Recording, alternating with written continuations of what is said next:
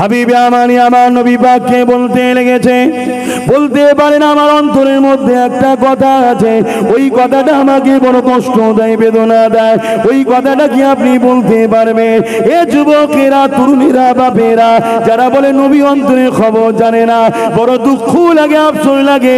আরে সেই জমানার জালিমরা, বেঈমান কাফেররা আমার নবী পাক নবী যে হবে অন্তরের খবর জানে, বিশ্বাস করে। তাই তো প্রশ্ন করেছে, আপনি যদি সত্যি নবী হন তাহলে আমার অন্তরের খবরটা বল দিতে পারবে। তার মানে নবী যে হবে অন্তরের খবর আল্লাহ তাকে জানার ক্ষমতা দেবে।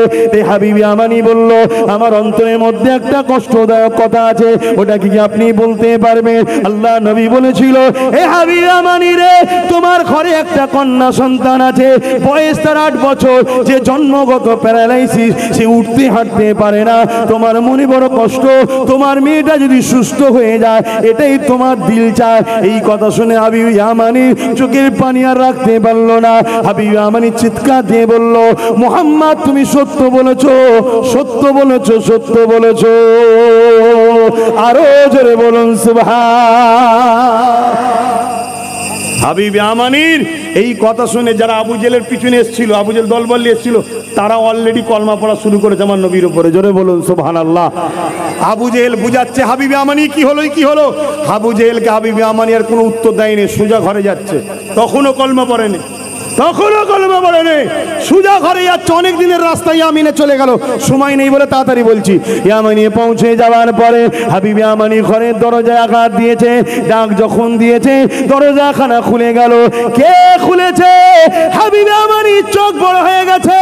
যে মেয়েটা আমার ঘরে রয়েছে, 8 বছর বয়স, হাঁটতে পারে না, চলতে পারে না, আমার ওই কন্যাটা যে কিনা জন্মগত প্যারালাইসিস, সে হাঁটতে হাঁটতে এসে দরজাখানা খুলে দিয়ে দাঁড়িয়ে রয়েছে।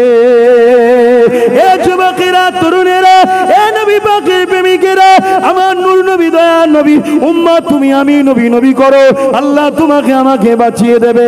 আমার নবী পাকের শান মর্যাদা করো। দেখো ওই সময় হাবিবে আমানিকে ওই মেয়েটা বলতে, হাবিবে আমানি জিজ্ঞাসা করছে, মা রে তোমার এই অবস্থা কি করে হলো? ওই কন্যা সন্তান 8 বছরের মেয়েটা বলে, বাবা আমি রাত্রিরে ঘুমিয়েছিলাম, একদিন একটা নুরানি চেহারাওয়ালা মানুষ আমার কাছে এসে বলতে লাগলো, মা রে তুমি উঠে দাঁড়াও। আমি বললাম আমি উঠতে পারি না। ওই মানুষটা তখন বলতে লাগলো, মা রে তুমি বলো লা ইলাহা ইল্লাল্লাহ মুহাম্মাদুর রাসূলুল্লাহ, এটা মেনে নাও। এটা মেনে লিবার পর তুমি বলো বিসমিল্লাহির রহমানির রহিম বলে উঠে দাঁড়াও। আমি কলেমা পড়লাম, বিসমিল্লাহ বলে দাঁড়ালাম। বাবা আমি শুধু দাঁড়াতে পেরেছি না, হাঁটতেও শুরু করে দিয়েছি। এ যুবকেরা, তরুণেরা, হাবিবে আমানি কাঁদতে লেগেছে। আর হাবিবে আমানির মেয়ে বলতে লেগেছে, বাবা ওই নুরানি মানুষটা আপনার জন্য একটা মেসেজ দিয়ে গেছে। কি মেসেজ বলেছে? মা রে শোন, তোমার বাবা হাবিবে আমানি খুব শিগগিরই তিনিও এই কলেমা খানা পড়ে নেবে। এ যুবকেরা, তরুণেরা, ওই মহিলার কাছে, কন্যার কাছে হাবিবে আমানি জানতে চেয়েছে, মা রে বলো না, বলো না, যাকে দেখেছো তিনার হুলিয়াটা কিছু বলো, খবে দেখেছো হুলিয়াটা কিছু বলো। হাবিবে আমানির কন্যা এমন করে হুলিয়া বলতে লেগেছে, তিনাকে এমন দেখতে, 2 ভুরুটা জোড়া, বাবড়ি চুল, চেহারা নূরওয়ালা, মাথায় পাগড়ি, একটার পর একটা বর্ণনা করতে লেগেছে। আর হাবিবে আমানি চিৎকার দিয়ে বলে, মারে বুঝতে পেরে গেছি তিনি কে।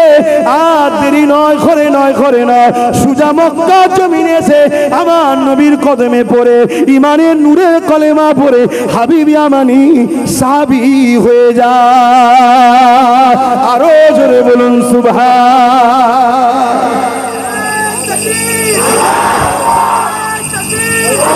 মরব তিনার জন্য যিনি সৃষ্টি করেছেন, তিনার জন্য। জোরে বলুন সুবহানাল্লাহ। হযরত ওমর ফারুক তরোয়ার নিয়ে রওনা দিলেন। ঘোড়ার পিঠে যেতে লেগেছে আর বলে যেতে লেগেছে, 39 থেকে 40 হতে দেব না। আমার আল্লাহ জানিয়ে দিল, ফেরেশতারে চিন্তা করো না, ওমরকে আমি আল্লাহ 40 বানিয়ে দেব।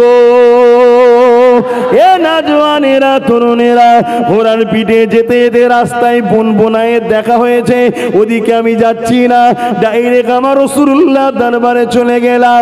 ওমর ফারুক পৌঁছে গিয়ে দরজায় আওয়াজ দিল। সাহাবারা ভেতর থেকে জিজ্ঞাসা করছে কে?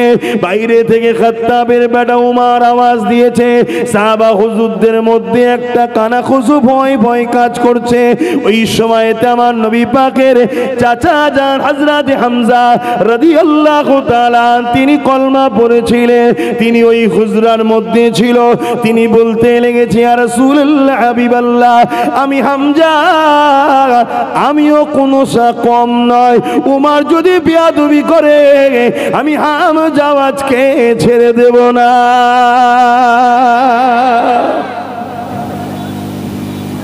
হযরত দরজা খুলে দিতে বলল, রাসূল বললেন চুপ করো, সব দরজা খুলে দাও। কেন হুজুরের সঙ্গে আল্লাহর কি কানেকশন হয় পৃথিবীর কেউ জানে? হাজারে বলেন, কেন পৃথিবীর কেউ হুজুরের মতো নয়, পৃথিবীর কেউ হুজুরের মতো নয়। আকীদা ঠিক রাখবেন। বাপ আবার বলে যায়, কেউ যদি নিজেকে বা হুজুরকে আমাদের মতো ভাবে ঈমান চলে যাবে, খুব সাবধান। আল্লাহ ও বান্দার বীজখানে হুজুর আছে।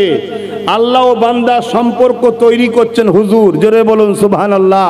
আর এই ফাইসাল্লাটা আল্লাহ করে দিয়েছে। বন্ধু আপনি যান, আমার ভুলে যাওয়া বান্দাগুলোর সঙ্গে আমার সম্পর্কটা জুড়ে দেন।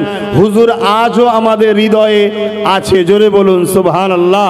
প্রত্যেকটা মুমিনের অন্তরের থেকেও কাছে মুস্তাফা জানের রহমত রয়েছে, জোরে বলুন সুবহানাল্লাহ। তো আমার নবী পাক সাল্লাল্লাহু আলাইহি সাল্লাম বললেন, এই সাহাবারা চুপ করো, দরজা খুলে দাও, উমরকে আসতে দাও। কেন আল্লাহর নবীর সঙ্গে তো আল্লাহর কানেকশন হয়ে গেছে, এটা তো অন্য কেউ জানে না। হযরত উমর আসলেন, চোখ ছলো ছলো নিয়ে সোজা আমার নবীর কদমের কাছে। নবী পাক সাল্লাল্লাহু আলাইহি ওয়াসাল্লাম নামাজে যেভাবে বসি না আমরা, ওইভাবে বসে আছে। উমর ফারুক এসে নামাজের মতো করে বসলেন। একদম হাঁটু আমার নবীর হাঁটুর একদম কাছাকাছি লেগে যাবার মতো জায়গায় এসে হযরত উমর বসে বললেন, আল্লাহর নবী শুধু বললেন, উমর এখনো কি সৃষ্টিকর্তার দিকে আসার সময় হয়নি? শুধু এতটুকু। চোখ দিয়ে ঝরঝর করে পানি গড়াতে লেগেছে। হুজুর মাফ করে দেন, এই অস্ত্র নিয়ে বেরিয়েছিলাম আপনার দেহ থেকে গর্দানকে আলাদা করার, কিন্তু সব জানতে পেরেছি আপনি হলেন আখেরি প্রফেট, আখেরি রসুল, আখেরি মেসেঞ্জার। আপনি সত্যের পক্ষে, আপনি ন্যায়ের পক্ষে, আপনি ইনসাফের পক্ষে, আপনি গরিবের পক্ষে, আপনি মানবতার পক্ষে, আপনি অসহায়ের পক্ষে, আপনি মজলুমের পক্ষে। তাই জালিমরা আপনার বিরুদ্ধে, মানবরূপী পশুরা আপনার বিরুদ্ধে, অত্যাচারীরা আপনার বিরুদ্ধে, আপনি নারীর অধিকারের পক্ষে, নারী দেহ শোষণকারীরা আপনার বিরুদ্ধে। মনে রাখবেন, যুগে যুগে আমার নবীর বিরোধী যারাই করেছে, খেয়াল করে দেখবেন তাদের ক্যারেক্টারটাই খারাপ। কথা মাথায় ঢুকছে না? ঢোকে নে। হয় ক্ষমতার লোভে প্রজাদেরকে লোটে, তারা আমার নবীর বিরুদ্ধে, নাই ধর্মগুরু সেজে নারী দেহ শোষণ করে, তারা আমার নবীর বিরুদ্ধে, নাই মা বাপের উপর জুলুম করে, তারা আমার নবীর বিরুদ্ধে, নাই গরিবকে লোটে, তারা আমার নবীর বিরুদ্ধে, নাই মানুষের সঙ্গে এহসান ফারামসি করে, তারা আমার নবীর বিরুদ্ধে।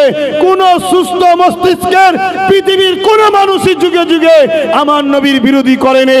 তাই গান্ধী বাবুর মতো মানুষ আমার নবীর গুণ গেয়েছে, নেতাজি সুভাষচন্দ্র বোসের মানুষ আমার নবীর গুণ গেয়েছে, হাত্তাকে স্বামী বিবেকানন্দ তিনি আমার নবীর পক্ষে গুণ গেয়েছে। কেন? তাদের মধ্যে মনুষ্যত্ব ছিল, তাদের মধ্যে মনুষ্যত্ব ছিল। তাই আমার নবীর বিরুদ্ধে তারা কথা বলেনি। আমার নবীর বিরুদ্ধে কথা বলে কারা? যারা রাত 12টায় ভাং খেয়েছে ঘরে বিবিকে পেটে। কথা বুঝছেন না? তারা আমার নবীর বিরোধী করে।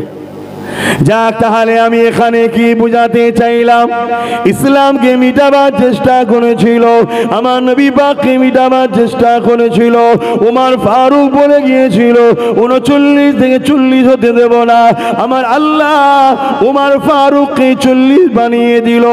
এ যুবকেরা, তরুণীরা, বাপেরা, যুগে যুগে যুগে একদল মানবরূপী পশুরা আমার নূর নবী বিরোধী করেছে, আমার নবীর শানে গুস্তাখি করেছে, আল্লাহ নবী দুনিয়া জমিনে জিন্দেগি পলিয়ে আখিরাতের দিকে যখন রওনা দিলেন, আমার নবী পাক সাল্লাল্লাহু আলাইহি ওয়াসাল্লাম মনে রাখবেন, আজও রওজা মুবারকে নবী আমার জিন্দা হায়াতে আছে।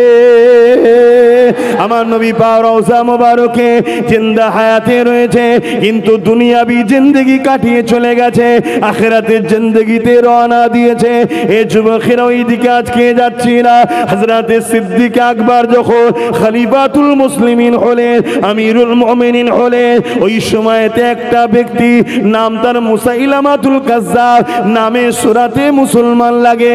মুসাইলামা তার নাম, কিন্তু দেখতে সূরাতে নামে মুসলমান, কিন্তু বিদেশি শক্তি নিয়ে, ইসলামের দুশমনদের শক্তি নিয়ে 90,000 সৈন্য তৈরি করে সে নিজেকে নবী দাবি করেছিল, অর্থাৎ খাতমে নবুয়াতের বিরোধী করেছিল, আমার নবীর শানে গুস্তাখি করেছিল।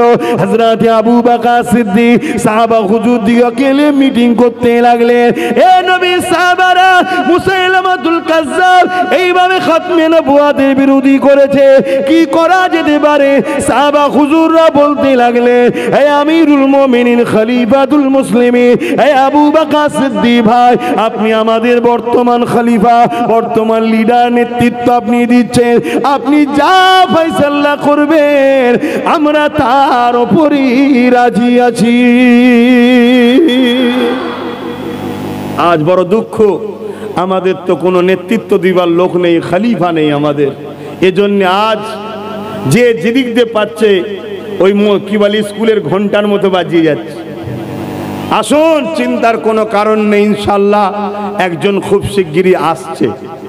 আল্লাহ পাক চাইলে আমরা যদি হয় দেখা হয়ে যেতে পারে, যদি আমাদের দেখা না হয় আশা রাখা যায় দুনিয়ার ভৌগোলিক পরিস্থিতি আর নবীর হাদিসের বর্ণনা অনুযায়ী আমাদের বাচ্চাগুলোর সঙ্গে দেখা হবে। এখন থেকে বাচ্চাগুলোকে ট্রেনিং দিয়ে যান, সেই শিক্ষা দিয়ে যান, আনেওয়ালার যেন পিছনে বাচ্চা দাঁড়াতে পারে, তবে দুনিয়া ও আখিরাতের কল্যাণ পাবে। তিনি অন্য কেউ নয়, বিশ্ব জিনার আতঙ্কে এখন আতঙ্কিত হয়ে আছে, তিনি হলেন হযরত ইমাম মেহেদী আলাইহিস সালাম। জোরে বলুন সুবহানাল্লাহ। আমরা লুকিয়ে চুরিয়ে কথা বলি না, আমরা গর্বের সাথে কথা বলি। কেন? বিশ্বের প্রত্যেকটা জালিম হুকুমত, প্রত্যেকটা অত্যাচারী হুকুমত তারা ইমাম মেহেদী আলাইহিস সালামের আতঙ্কে ভুগছে। কেন? পৃথিবীর বুকে গরিবদের মুখে হাসি ইমাম মেহেদী আলাইহিস সালাম ফুটাবে, পৃথিবীর অসহায়দেরকে আশ্রয় ইমাম মেহেদী আলাইহিস সালাম দেবে, পৃথিবীর নারীদের অধিকার আবার নতুন করে ইমাম মেহেদী আলাইহিস সালামের নেতৃত্বে দেওয়া হবে। অর্থাৎ পৃথিবীর জুলুম, অত্যাচার, সন্ত্রাস, বেইনসাফি ইমাম মেহেদী আলাইহিস সালামের নেতৃত্বে সব খতম হয়ে পুরো পৃথিবীতে আমান, শান্তি, ন্যায়, সত্য ঝান্ডা প্রকাশিত হবে। জোরে বলুন সুবহানাল্লাহ, আরো জোরে বলুন সুবহানাল্লাহ। তাই বাচ্চাদেরকে শিক্ষা দিয়ে যাবেন, বাবা ইমাম মেহেদী আলাইহিস সালামের দিকে থেকো, কানার দিকে যেন থেকো না। কানাকে চেনেন তো নাকি? তারও দিকে লোক তৈরি হচ্ছে, তার দিকেও লোক তৈরি হচ্ছে। যাক, আমি ওদিকে আজকে আলোচনায় যাচ্ছি না। তাহলে হযরতে আবু বকর সিদ্দিক হুজুর কি বললেন, সাহাবা হুজুররা কি বল, আপনাদের অসুবিধা হচ্ছে না তো? গরম হচ্ছে না তো? হযরতে আবু বকর সিদ্দিক হুজুর বললেন, আমি লাস্টে কিন্তু একটু ওয়াকাফলে দু চার কথা বলবো, আপনাদের সহমত আছে তো নাকি? একটু হাত তুলে বলুন, সহমত আছে তো নাকি? হ্যাঁ, কেন আমার কমের প্রচুর বাপ মা ওয়াকাফ কি জিনিস সেটাই জানে না। আমাদের যুবকগণই অনেকে জানে না, মোবাইলে 24 ঘন্টা পড়ে আছে, আর ওয়াকাফ কি জিনিস সেটা জানে না। মোবাইলে কি দেখো কচুপুরা, হ্যাঁ মোবাইলে দেখো পৃথিবীতে কি ঘটছে। আমার নবী পাকের ভবিষ্যৎবাণী সিরিয়া ফাতে হয়ে গেল। দেখো দেখো, যে মসজিদে ঈসা সাল্লাম নামবে সেই মসজিদ আলহামদুলিল্লাহ মোমেনদের হাতে চলে এসছে। জোরে বলুন সুবহানাল্লাহ। এসব নমুনাগুলো কি বলছে? পৃথিবী আর বেশি দিন বাকি নেই, অতএব লম্বা বেঁচে থাকা স্বপ্ন করুনি, বস্তা তস্তা তলপি গুছাও, যেতে হবে। কত বুঝছেন তো নাকি? হ্যাঁ, বেশি দিন আর নেই। অনেকে বলবে যে আমরা রুকে দেবো, আমরা রুকে দেবো। আরে বেশি রুকার স্বপ্ন দেখিসনি, তাহলে আস্তে আস্তে নমরুদের খাতায় নাম উঠে যাবে, ফেরাউনের খাতায় নাম উঠে যাবে। আর নাম যখন উঠবে ছুঁচো ডুবানোর মতো চুবিয়ে চুবিয়ে আল্লাহ মারবে, যেভাবে ফেরাউনকে মেরেছে। ভাষা খারাপ নেবেন না। যেটা আপনারা পছন্দ করবেন সেটাই বললাম। কথা বুঝে আসছে? ফেরাউনকে ডুবিয়ে ডুবিয়ে মেরেছে না মেরেনে? একবার হুশ করে উঠছো মুসা বাঁচাও, আবার চলে যাচ্ছে নিচই, আবার উঠছে মুসা বাঁচাও। কম ভক্ত একবারও বললুনি। কথা বুঝছেন না, বোঝেন না? লাস্টে ডুবে ডুবে মরল। 3000 বছর এই নীল নদী পড়েছিল। নীল নদী এত বড় বড় মাছ আছে, কথা বুঝে আসছে, জাহাজকে ন্যাজে ঝাপটা দেবে, জাহাজ উল্টে যাবে। অথচ ফেরাউনের লাশকে কিন্তু 3000 বছর পানিতেও কোনো মাছ খেয়ে লাইনে আল্লাহ তাকে হেফাজত করছে। কেন আল্লাহ হেফাজত করছে? সবে কিয়ামত পর্যন্ত দেখাবে। নতুন করে যারা ফেরাউন হতে চাইবি তোদের ব্যবস্থা এটা হবে। তাই মিশরের নীল নদে আল্লাহ তাকে হেফাজতে রেখে আজকে মিশরের পিরামিডে রয়েছে। দুনিয়ার লোক যাচ্ছে আর যে বলছে এই শয়তান। খোদা দাবি করেছিলি যখন কেমন বুঝছিস বল? কি বলে না বলে না? আরে কেউ না বলুক, আমি তো বলি। কথা বুঝে আসছে? আল্লাহ দেখাবে যে ক্ষমতা পেয়ে খোদা হবার স্বপ্ন দেখোনি, ক্ষমতা পেয়ে জালিমের খাতায় নাম লিখাওনি, ক্ষমতার অন্ধকারে সব আমার মিটিয়ে দেব এই স্বপ্ন যেন দেখতে যাওনি। তাই আল্লাহ ফেরাউনকে এখনো সুরক্ষিত রেখেছে। তো যাক, আমি যে কথা বলছিলাম, হযরত আবু বকর সিদ্দিক হুজুরের কথা একটু মন দিয়ে শুনবেন, বুঝবেন। আমার নবীর উপরে, ইসলামের উপরে যুগে যুগে হয়েছে। আজকে নতুন নয়, আজকে নতুন নয়। এ মসজিদের পিছনে, ও মসজিদের পিছনে, খাজা হুজুরের রওজার পিছনে এসব নতুন নয় রে বাপ, যুগে যুগে হয়েছে। এ নিয়ে কোনো চিন্তা করার কিছু নেই। শুধু লোকাল রোডটা ছেড়ে দিয়ে মেন রোডটা ধরো। লোকাল রোডটা ছেড়ে দাও, মেন রোডটা ছেড়ো, ধরো। ডায়ে বায়ে সামনে পিছনে আমাদের কেউ লিডার নয়, কেউ নেতা নয়। আমাদের একজনই লিডার, একজনই নেতা, একজনই সবকিছু। তিনি হলে আব্দুল্লাহ আব্দুলাল আমিন আল্লাহ মুহাম্মাদুর রাসূলুল্লাহ। জোরে বলুন সুবহানাল্লাহ, আরো জোরে বলুন সুবহানাল্লাহ।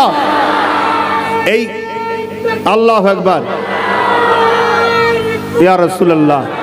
এই কানেকশনটা জোড়ো, এই কানেকশনটা আমাদের বিচ্ছেদ হয়ে গেছে। তাই যে যেভাবে পাচ্ছে আমাদেরকে বুঝিয়ে নিচ্ছে।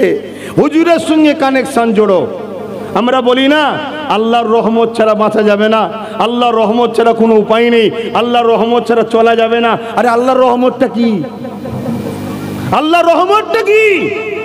আল্লাহ সূরা আম্বিয়ার মধ্যে বলছে, আমা আরসালনাকা ইল্লা রাহমাতাল লিল আলামিন। যা আমার রহমত তামাম আলমের জন্য আপনাকে পাঠালাম। জোরে বলুন সুবহানাল্লাহ। আমার নবী তো, তার মানে কি নবী ছাড়া বাঁচা যাবে না, নবী ছাড়া চলা যাবে না, নবী ছাড়া কামিয়াবি নাই, নবী ছাড়া দুনিয়া আখিরাতের রেহাই নাই। আর আজকের আমাদের যুব সমাজ রাসূলুল্লাহ ছেড়ে দিয়েছে। এটা বড় প্ল্যান করে করা হয়েছে। এটা একদিনের প্রচেষ্টা নয়, এটা শ বছর ধরে বড় ব্লুপ্রিন্ট তৈরি করে এই প্রোগ্রামটা তৈরি করা হয়েছে।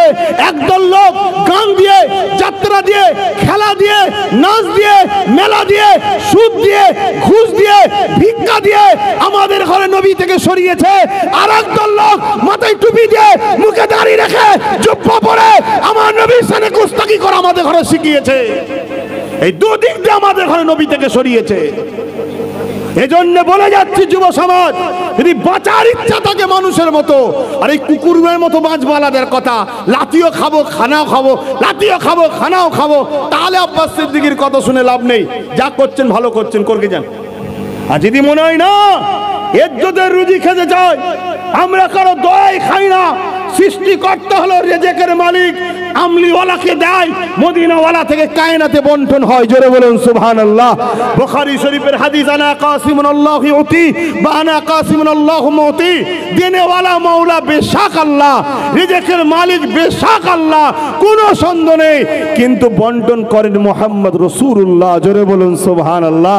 যদি মনে হয় ইজ্জতের রুটি খাবো, ইজ্জতের সঙ্গে থাকবো, হালাল খাবো, ইজ্জতের সঙ্গে বাঁচবো, কারো রক্ত চক্ষু দেখে, কারো ইশারায় উঠা বসা করতে আমি ইচ্ছুক নয়, তাহলে সব রাস্তা ছাড়ো, মেন রোড ধরো, হুজুর কামলিওয়ালার সঙ্গে জোড়ো। শুনছেন তো নাকি? শুনছেন তো নাকি? কিচ্ছু লাগবে না। হুজুর কামলিওয়ালার সঙ্গে জুড়ে ছিল বাগদাদের এক শাহিনশাহ। বয়স 800 বছর 900 বছর আগে চলে গেছে। আমেরিকা হাজারো চেষ্টা করেছিল, হাজারো পারমাণবিক শক্তি মিসাইল বাগদাদের জমিনে ফেলেছিল, কিন্তু প্রত্যেকটা পড়েছে, একটাও ফাটেনি। অন্য জায়গায় ফেলছে, ফাটছে, বাগদাদের জমিনে ফাটছে না কেন? বাগদাদের জমিনে একজন সুলতান আছে যে কিনা আমিনা লালের গোলামি করেছে। গাউসুল আজম বড় পীর আব্দুল কাদের জিলানী আল বাগদাদি হুজুরের সঙ্গে জুড়ার জন্য হাজারো মিসাইল ফেলেছে, একটাও ফাটেনি। 800 বছর চলে যাওয়া গাউস পাকের পাওয়ার আজও জিন্দা আছে। জোরে বলুন সুবহানাল্লাহ, আরো জোরে বলুন সুবহানাল্লাহ। আর সেই ইমাম হোসেন হাসান হুজুরের রক্তে জিগার গাউস পাক ও মাওলা আলীর উত্তরসূরি। আর আমার হিন্দুস্তানে যিনি রয়েছেন, আমাদের শাহিনশাহ, আমাদের বাদশাহ, আমাদের সুলতান, সুলতানে হিন্দ, গরিবে নওয়াজ, আতায়ে রসুল মঈনুদ্দিন আজমিরি সঞ্জালি, আজকে তিনার মাজার কে লিয়েও ষড়যন্ত্র করছে। আরে জালিমো শোনো, শোনো, যখন এই দেশ পৃথ্বীরাজ যখন রাজত্ব চালাচ্ছিল, পৃথ্বীরাজের ঘোড়াকে আমার গরিবে নওয়াজ বসিয়ে দিয়েছিল। পুরো রাজা তুলতে পারে না, মাথা নাক ঘিসড়ি দিয়ে ক্ষমা চেয়েছে, তারপরে উঠেছে। আনা সাগরের পানি গরিবে নওয়াজ লুটার মধ্যে ঢুকিয়ে দিয়েছে। সেই গরিবে নওয়াজের সঙ্গে পাল্লা দিতে গেছে। এতদিন আমাদের সঙ্গে হয়েছে, টেনে ধরে ধরে মেরেছে, ওখানে ধরে ধরে মেরেছে, সেখানে ধরে ধরে মেরেছে।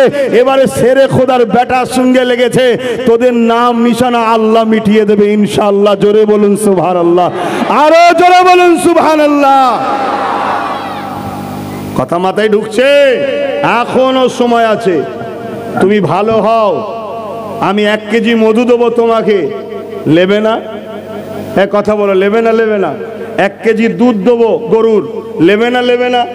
ভালো জিনিস, কিন্তু তুমি পাত্র আনছো কোনটা? যে পাত্র তুমি টয়লেট পরিষ্কার করো, তোমার ওই পাত্রে কি আমার এই দামি জিনিস দেওয়া যাবে? জোরে বলো। আল্লাহর রহমতটা তুমি নেবে বলছো, তুমি নিজেকে আগে পাক করো, আগে হুজুরের হও, আগে পরিচয় দাও। যতদিন বাঁচবো মোহাম্মদ রসুলের দিনের পাহারাদার হয়ে বাঁচবো। আমার জিন্দেগির একটাই মাকসাদ, ছেলে পরিবার বাচ্চা দেখতে হবে, হুজুর বলেছে দেখবো, কিন্তু এই জিন্দেগিটা হুজুরের দিনের পাহারাদার হিসাবে। এতটুকু প্রতিজ্ঞা নাও, আজ থেকে তৈরি হও, শপথ করো আল্লাহর কাছে, কাউকে জানাতে হবে না, তুমি তোমার মালিককে জানাও যে আল্লাহ আপনাকে সাক্ষী রাখছি, আমি যা করেছি করেছি, সব তওবা করছি, আজ থেকে বাঁচবো হুজুরের জন্য, মরবো হুজুরের জন্য, আপনার বন্ধুর জন্য দান কুরবান করে দিলাম। আমি বলে যাচ্ছি, আল্লাহ তো তিনি যিনি তুরস্কয় ভূমিকম্প দিয়েছিল, সবাই মারা গেছে, এক মা ছিল প্রেগনেন্ট, তার বাচ্চা হয়েছে ভূমিকম্প অবস্থাতে, 2.5 দিন পরে দুধের বাচ্চাকেও আল্লাহ জিন্দা রেখেছিল। জোরে বলুন সুবহানাল্লাহ, আরো জোরে বলুন সুবহানাল্লাহ। আল্লাহ দুনিয়াকে দেখিয়ে দিল যে আমি মারতে পারি, আমি বাঁচাতেও পারি। জোরে বলুন সুবহানাল্লাহ। ঘাবড়াবার কিছু নেই। আমি হযরত আবু বকর হুজুরের কথাটা বলবো, আপনারা শুনতে ইচ্ছুক আছেন না? নাই? হ্যাঁ, মন দিয়ে কিন্তু শুনতে হবে বাপ। হযরত আবু বকর সিদ্দিক সাহাবা হুজুরদের বললেন, ভাই আপনারা তো আমার উপরে দায়িত্ব দিলেন, তা আমি জানি পৃথিবীর সবাই যদি আমার হুজুরের পিছনে লাগে, বিরুদ্ধে লাগে, সমালোচনা করে, এতে আমার হুজুরের কিছু যায় আসে না। আমি প্রথমে যেটা বলেছিলাম, খেয়াল করে দেখবেন, আপনার এলাকাতেও খেয়াল করবেন, আকাশে যখন চাঁদ উঠবে, আপনার গ্রামে দেখবেন একটা একটা কুকুর আকাশের চাঁদের দিকে চেয়ে ঘেউ ঘেউ করে। খেয়াল করবেন, যে ঠিক বলছি তো? করবেন। হ্যাঁ, কেন বলেন তো? ও চাঁদের আলো, ওর অসুবিধে হচ্ছে, ঘেউ ঘেউ করছে। আর দেখবেন মানুষদের মধ্যে কিছু এই খসলত আছে, মানুষের মধ্যে কিছু এই খসলত আছে, সে কি করে? সব সময় আমার হুজুরের বিরুদ্ধে ঘেউ ঘেউ করে, আছে না? নাই? এক কথা বলেন। তার মধ্যে কিছু দাড়িওয়ালাও আছে, শুধু দাড়ি চাচা নয়, কিন্তু দাড়িওয়ালাও আছে, হুজুরের পিছনে ঘেউ ঘেউ করে। এই কথা কি কষ্ট দিচ্ছে নাকি? হ্যাঁ, দাড়ি 2 ধরনের হয়, এক হলো সিদ্দিক আকবরের দাড়ি, আর একটা হলো আব্দুল্লাহ ইবনে উবাইয়ের দাড়ি। দাড়ি 2 ধরনের হয়, এক হলো মাওলা আলী শেরে খোদার দাড়ি, আর একটা হলো জুল খোয়াইসার তামিমির দাড়ি।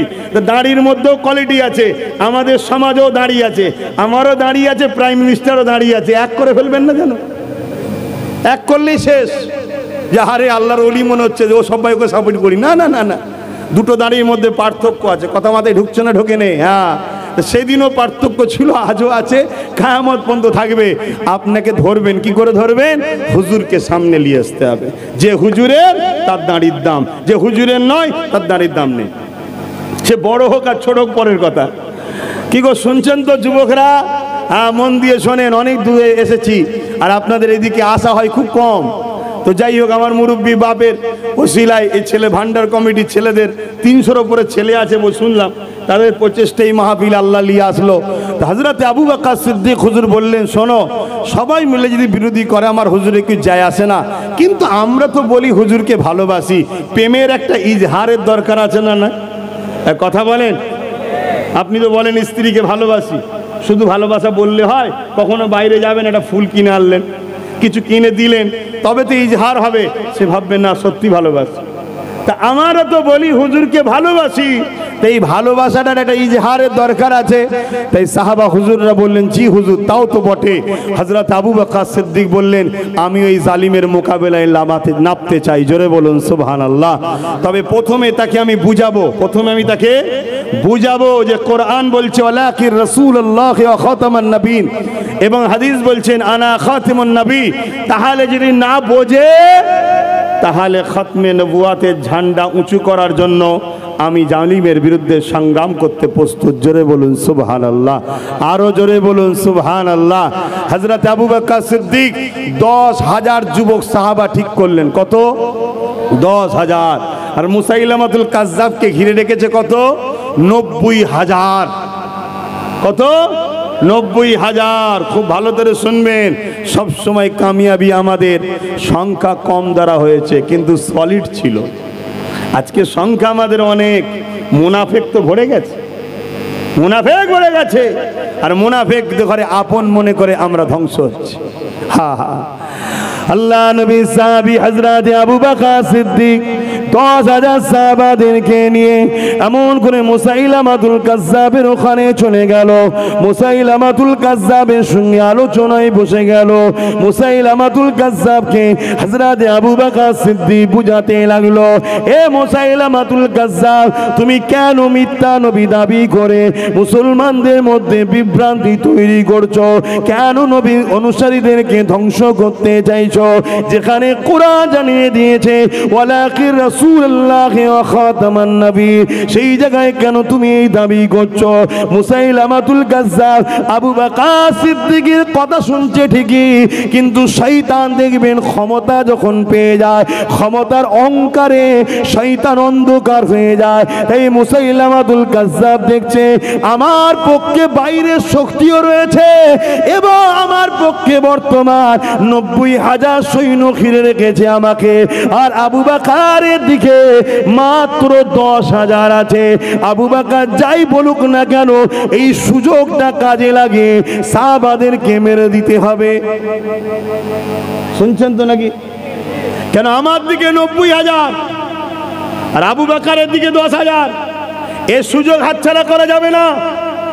আজকে এরকমও কেউ কেউ ভাবছে সব জায়গায় পাওয়ার আমার, দেশের মাথায় আমি, রাজ্যগুলোতে আমি, কোর্ট কেস আদালত সব জায়গায় আমি, এ সুযোগ ছাড়া যাবে না। বুঝছেন না? বোঝেন না? কথা বুঝছেন তো নাকি? কিন্তু ঘুম ভেঙে যাবে যখন ক্যাতায় আগুন লেগে যাবে। বুঝছেন নাকি? ঘুম ভেঙে যাবে যখন ক্যাতায় আগুন লেগে যাবে। অতএব হুঁশ ফিরে আনো, বাঙালিতে যেও না। ব্রিটিশের দাদুগুলোকে জিজ্ঞেস করো কেমন মজা চাকিয়েছিলাম, জিজ্ঞেস করে দেখো। শুধু একজন মার্দে মুজাহিদ আব্দুল আজিজ মুহাদ্দিস দেহলভী দাঁড়িয়ে গিয়ে বলল ব্রিটিশের বিরুদ্ধে লড়াই করা ফরজ। সঙ্গে সঙ্গে উলামা হযরত হাফেজে কোরআন সবাই ঝাঁপিয়ে পড়ল। এ যুবক, শুধু দিল্লিতে 50,000-এর উপরে উলামায়ে দ্বীন নিজের মাতৃভূমির জন্য জীবন দিয়েছে। জোরে বলুন সুবহানাল্লাহ। দেশকে ভালোবাসা, দেশকে ভালোবাসা। শুনে রেখে দাও, আজকে অন্য কারো থেকে দেশপ্রেম শিখতে যাবেন না। কেন? সব পায়ের মধ্যে 2 নম্বর ভেজাল আছে। দেশকে প্রেম যদি করতে হয় আমার আমিনা লালকে দেখে শিখুন। জোরে বলুন সুবহানাল্লাহ। আমার আমিনা লালের মাতৃভূমি হলো মক্কা।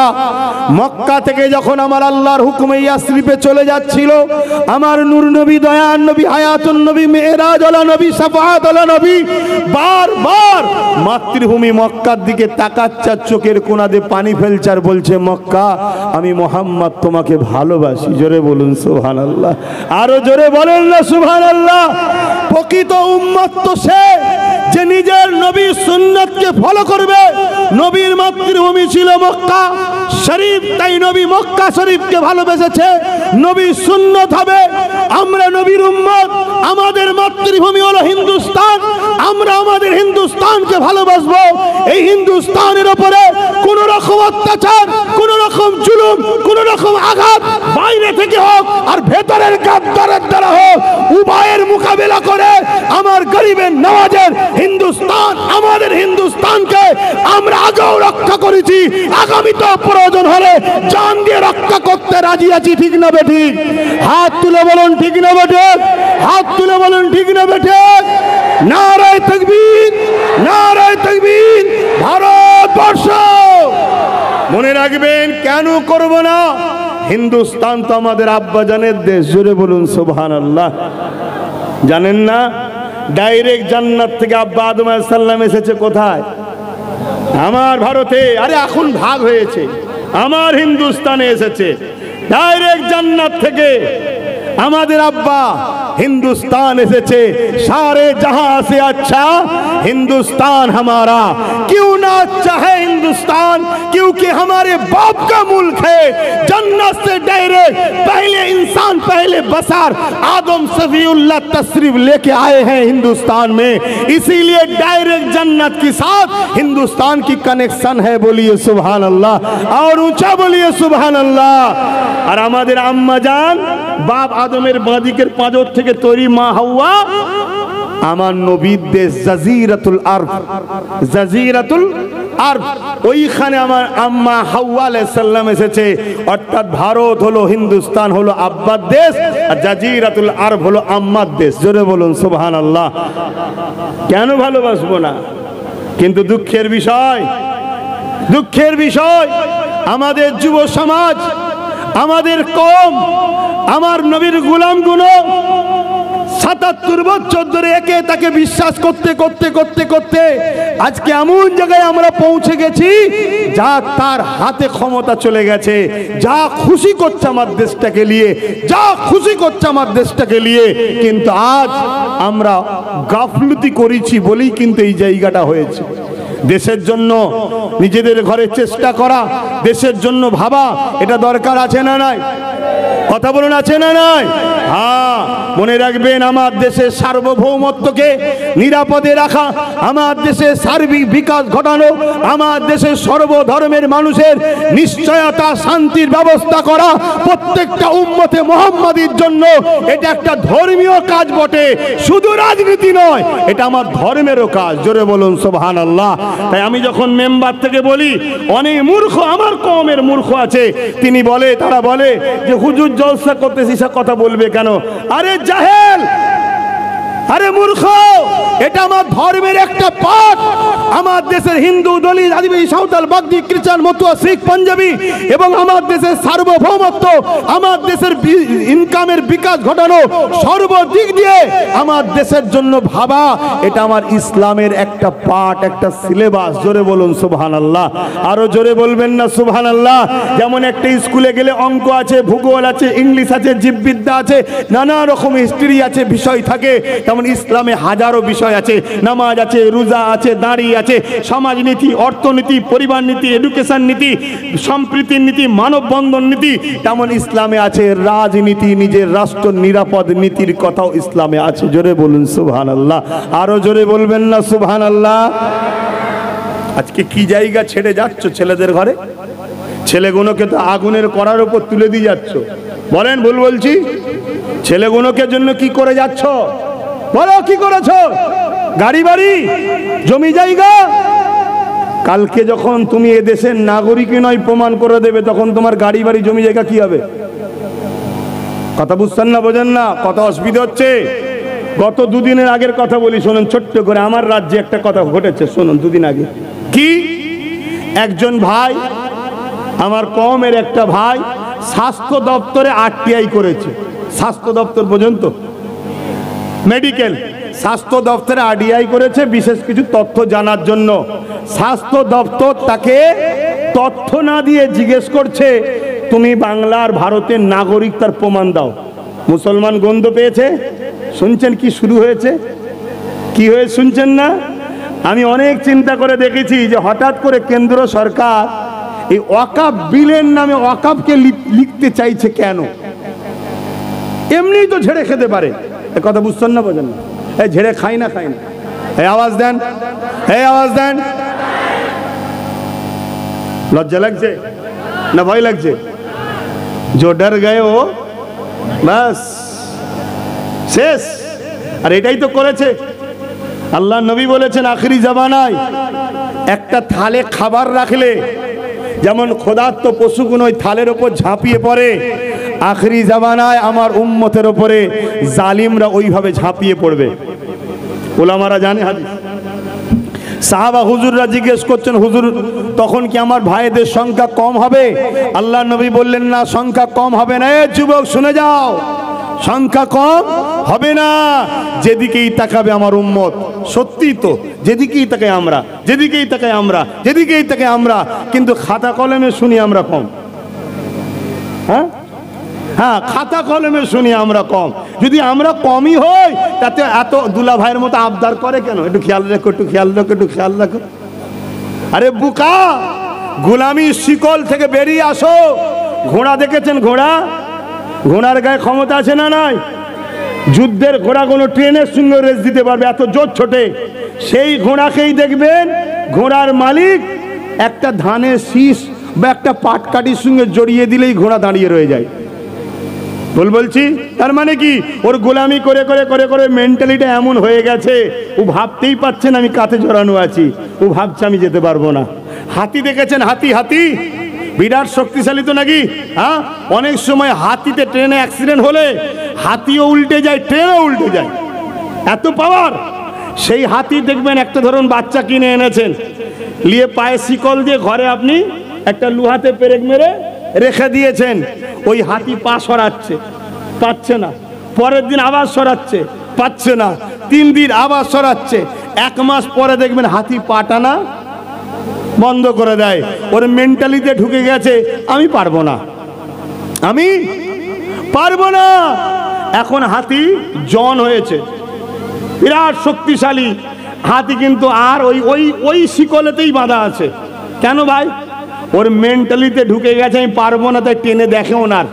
কিন্তু ও এত শক্তিশালী, ও যদি একবার ট্রাই করে, একবার যদি টানে, শুধু ওই লোহা নয়, ঘর থেকে টেনে চলে যাবে। কথা বুঝছেন না, বোঝেন না? তা আমাদের দশা হয়েছে ওইটা। আমরা গোলামি করে করে করে করে করে করে এমন জায়গায় চলে গেছি, আমরা মনে হয় পারবো না। যা 2-5 হচ্ছে হোক গে যাক, অতি ঠিক আছে লে, অতি ঠিক আছে লে। কিন্তু আগামী দিন মনে রাখবে, মুরগিকে আমরাই চাল খাওয়াই তাজা করার জন্য, পরে ভেজে খাবো। আগামী দিন কিন্তু আর মুরগিকে চাল দেবো না, সেদিন হালাল করব। শুনছেন তো নাকি? সেদিন আর বেশি দিন নয়, দিন আসছে। অতএব শিকল ভাঙো, শিকল ভাঙো, উঠে দাঁড়াও। জুলুম নয়, ইনসাফ কায়েম করো। লুট নয়, ভিক্ষা নয়, অধিকারকে ছিনিয়ে নাও। সে ধর্মীয় অধিকার হোক আর রাষ্ট্রীয়ভাবে অধিকার হোক, নিজের জায়গায় নিজে মজবুত হও। না হয় বাপ, হাতি চিবাবার দাঁত আলাদা থাকে, দেখাবার দাঁত আলাদা থাকে। সেকুলার দেখতে লাগছে, ভেতরটা নেকড়ে বাঘের থেকেও খারাপ। এ আছে না নাই? এ কথা বলেন। আরে গতকালকে যিনি সেকুলার ছিল পূর্ব মেদিনীপুরে, জানেন না আজকে কি চিল্লাচ্ছে? ঝুলিয়ে বলছে সাইজ করে দেবো। এ বুঝতে পারছেন না, পারেন না? হ্যাঁ, কি সেকুলার ছিল, আজকে কি হয়ে গেল দেখলেন না? হ্যাঁ, অরিজিনালটা বেরোতে সময় লাগে, টাইম হবে, সব বেরিয়ে যাবে। তাই আমি আপনাদেরকে ভাই হিসাবে, সন্তান হিসাবে নিজের জীবনের রিস্ক নিয়ে আপনাদেরকে বুঝাচ্ছি। এতে আমার দুশ্মন বাড়ছে না কমছে? জোরে বলুন। আমার আমার সব পুলিশ বন্ধু ভাইরা রয়েছে, আইবির লোকেরা রয়েছে, সব রেকর্ড করছে। এই শুনছেন তো নাকি? আমি জেনে শুনেই বলছি, আমি জানি তারা সব রেকর্ড করছে, জেনে শুনেই বলছি। তবে মনে রাখবেন, যদি কেউ সংবিধানকে সামলে নিয়ে আসে তাহলে সবাই আমাকে বাহবা বলবে যে ঠিক কথা বলেছে। আর যদি গায়ে জোরে আমাকে দেখে তাহলে আমার দুশ্মন কিন্তু বাড়ছে। এই শুনছেন না শোনেন নে? হ্যাঁ, কেন? আমার ধর্ম তোমার ধর্ম ওটা পরের বিষয়, বিষয় হলো সৃষ্টিকর্তা উভয়ের একজন। তাহলে বাঁচার অধিকার সবার আছে, ঠিক না বে ঠিক? কবে কে আকবর, বাবর, হুমায়ুন কে কি করেছে সেই সব গল্প ইতিহাস শোনালে আমাদের হয়? হ্যাঁ, সেই আমাদের পলুয়ামাই RTX কোথা থেকে এলো তার এখন তথ্য বার করতে পারেনি। 500 বছরের মসজিদের তথ্য বার করে ফেলবে, 1000 বছরের অন্য ধর্ম ভাইদের তীর্থস্থানে তথ্য বার করে ফেলবে। এ গাঁজা খাওয়া ষড়যন্ত্র ছাড়া আর কি হতে পারে? এই যে পলুয়ামায় হয়েছিল জানেন না, আমার দেশের সেনাগুলো শহীদ হয়ে গেল। কত কেজি, 300 কেজি না কত কেজি কি RDX না কি বলে নিয়ে এসে আমার দেশের সেনাগুলোকে হত্যা করা হলো। ওটা কোথা থেকে এলো, কিভাবে এলো, এখনো তার তদন্ত হয়েছে, তার শেষ হয়েছে, সে ভিত পাওয়া গেছে না, যাই না। অথচ সাম্বাল মসজিদের জন্য 1.5 ঘন্টায় রায় বেরিয়ে যায়। কেন? এর জন্য দোষী আমরা দোষী। কেন? আমরা আমাদের ছেলেদের ঘরে জজ করিনি, আমরা আমাদের ছেলেদের ঘরে লিডার বানাইনি, আমরা আমাদের ছেলেদের ঘরে IPS অফিসার বানাইনি। এর জন্য দোষী আমরা। কথা খারাপ লাগছে? আজকে সেই মসজিদের তদন্তের নামে সেখানে ভিড় গেল, গিয়ে গুলিগালা শুরু হয়ে গেল, 5টা আমার ঘরের সন্তান চলে গেল। অথচ কলকাতায় আমার সেই বোন চিত্তরঞ্জনে ধর্ষণ হয়ে মারা গেল, এতদিন হয়ে গেল এখন আসামি খোঁজ পাওয়া যায়নি। অথচ মসজিদের তলায় কি আছে খুঁজতে যাচ্ছে, 1.5 ঘন্টায় রায় পেয়ে যাচ্ছে, 1.5 ঘন্টায় রায় হয়ে যাচ্ছে। আর এদিকে একটা বোন ডাক্তার, ধর্ষণ হয়ে গেল, তার রায় এখনো বেরোচ্ছে না। সাজানো নাটকগুলো বুঝতে পাচ্ছেন তো নাকি? এই সব কিছুর পিছনে একটাই লক্ষ্য, ঠান্ডা মাথায় শুনে রেখে দাও, সব কিছুর পিছনে একটাই লক্ষ্য, কেউ খোদা হবে আর গরিব গুলো তার ভক্ত হবে। কিছু বুঝতে পাচ্ছেন? কেউ খোদা হবার স্বপ্ন দেখছে যে আমি খোদা হব, আর সব গরিব গুলো আমার ভক্ত হবে, আমার উপাসনা করবে। সে মুসলমান হোক, হিন্দু হোক, আদিবাসী হোক, সাঁওতাল হোক, খ্রিস্টান হোক, সব গরিবদের জন্য বিপদ। বিপদ না বিপদ নয়, এক কথা বলেন। কিন্তু আমি আমার কওমের কাছে জানাচ্ছি, আজকে বলো ওয়াকাফটা কি জিনিস তোমরা জানো? একটু কথা বলো না, ওয়াকাফ কি জিনিস জানো? একটু হ্যাঁ কি না বলো। কারা কারা জানেন না ওয়াকাফ কি জিনিস? একটু হাত তুলে দেখান, লজ্জার কিছু নেই। কারা কারা জানেন না যে ওয়াকাফ কি জিনিস? জানি না, একটু লজ্জা করবেন না, জোর করে হাত তোলেন। দেখেন এতগুলো মানুষ বলছে ওয়াকাফ কি জিনিস জানি না, হাত নামান। এটা জানতে দেওয়া হয়নি। আমি এই বিষয়ে সংক্ষেপে একটু কথা বলবো। আমি সবার সাক্ষী চাইছি, বলবো যারা মেম্বারে আছেন, বলবো ওয়াকাফ নিয়ে বলবো, একটু কথা বলেন।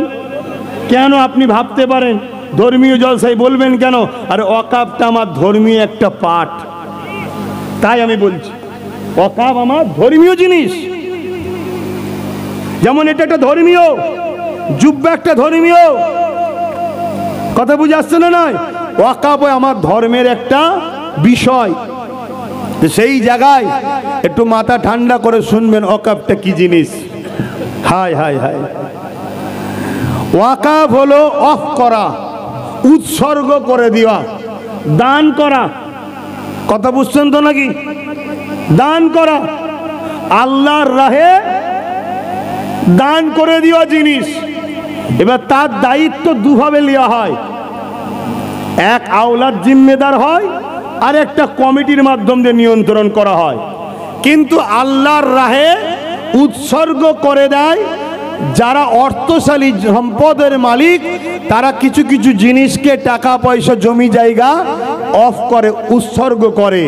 উদ্দেশ্য কি? মহান সৃষ্টিকর্তাকে খুশি ও রাজি করার জন্য। জোরে বলুন সুবহানাল্লাহ। এবং এই সম্পদের ইনকাম কোন খাতে যায়? ইসলামের অনুসারীদের মসজিদ, মাদ্রাসা, কবরস্থান, খানকা এবং বিশেষ করে মুসলিম ছেলেদের পড়াশোনার জন্য এই অর্থকে খরচ করা হয়। কথা বুঝে আসছে? তা হাজার হাজার বছর ধরে এই ওয়াকফ সিস্টেম চলে আসছে। আমার নবী পাকের সাহাবী হযরত আবু বকর সিদ্দিক তিনি ওয়াকফ করেছে, হযরত উমর ফারুক ওয়াকফ করেছে। আর এই ওয়াকফ যুগে যুগে এইভাবে চলে আসছে। আমার হিন্দুস্তানে, আমার ভারতবর্ষে হাজার হাজার বছর ধরে অনেক অর্থশালী প্রভাবশালী ব্যক্তিরা মুসলিম সমাজ, ইসলাম ধর্মের ও তার গরিব ছেলেদের, ইসলাম ধর্মের গরিব সন্তানদের শিক্ষা ও ধর্মের বিকাশের জন্য, কল্যাণের জন্য 27 লক্ষ বিঘে জমি ওয়াকফ করেছে। কত? এটা কম করে বলছি, এর বেশি অনেক চুরি হয়ে গেছে। আরো যেটা ডাটা পাচ্ছি সেটা বলছি, আরো কত হয়তো আগে ঝেপে দিয়েছে কে জানে। কথা বুঝে আসছে? 27 লক্ষ বিঘে এই সম্পদ দান করেছে মুসলিম অর্থশালী ব্যক্তিরা। উদ্দেশ্য ইসলাম ধর্মের মসজিদ, মাদ্রাসা ও বিশেষ করে মুসলিম গরিব ছেলেরা পড়াশোনা করে দেশ, সমাজ, জাতির কল্যাণ করবে। যেমন আমার দেশকে সুপার পাওয়ারের তালিকায় এনেছে এপিজে আব্দুল কালাম সাহেব। যদি ওয়াকফের টাকা ৭৭ বছর ধরে প্রকৃত গরিব ছেলেদের পড়াশোনার পিছনে খরচ করা হতো, একটা আবুল কালাম কেন, আমার দেশে হাজার হাজার আবুল কালাম হতো। আমার দেশ পারমাণবিক শক্তি সর্বদিক দিয়ে আরো শক্তিশালী হতো। আমেরিকা কি তাহলে আব্বা বলতে হতো না? আমেরিকাকে পায়ের তলাতে আমার দেশ রাখতে পারত। শুনছেন না শোনেন না? কিন্তু ৭৭ বছর ধরে এই ওয়াকফ সম্পত্তির টাকা যখন যে যেখানে ক্ষমতায় এসেছে কম বেশি লুটেছে। আমাকে হক কথা বলতে হবে বাপ, শুধু ওর পিছনে বলবো, একে বলবো ভালো না, ও মুনাফিকি আমি করতে পারবো না। সবাই কম বেশি ঝেড়েছে। শুনছেন তো নাকি? হ্যাঁ। তার মধ্যে একটা ন্যূনতম কথা বলি। উত্তর 24 পরগনায় একজন আল্লাহর ওলি আছে, নাম হচ্ছে আব্বাস আলী, হাড়ুয়াই মাজার, হাড়ুয়া আব্বাস আলী, যিনি বেড়া চাপাতে এক রাজা ছিল, তিনার ওই বেড়া যে ছিল দিয়া, ওই বেড়াতে তিনি ফুল ফুটিয়ে দিয়েছিলেন। জোরে বলুন সুবহানাল্লাহ। এটা আল্লাহর ওলিদের কারামত, আল্লাহর হুকুম। সেই আল্লাহর ওলির সম্পদ ছিল 900 বিঘে। কত বিঘে? 900 বিঘে। সেই সম্পদটা আজকের দিনে আছে কত জানেন? শুনবেন না? মাত্র 92 শতক। বলেন বলেন কত? 900 বিঘে সম্পদটা মুসলিম উম্মার কাজে লাগবে। সেই সম্পদকে লুটে লুটে লুটে আজকে কত দাঁড়িয়েছে? 92 শতক। কেন্দ্র সরকার চাইছে এই 92 শতকটা আমি ডাইরেক্ট খাবো, তাই বিল করতে চাইছি, অন্য কিছু নয়। এই ওয়াকফ সংশোধনের নামে 2024 যে বিল হচ্ছে, এইটা যেখানে যার যতটুকু আছে ডাইরেক্ট আমি লবো।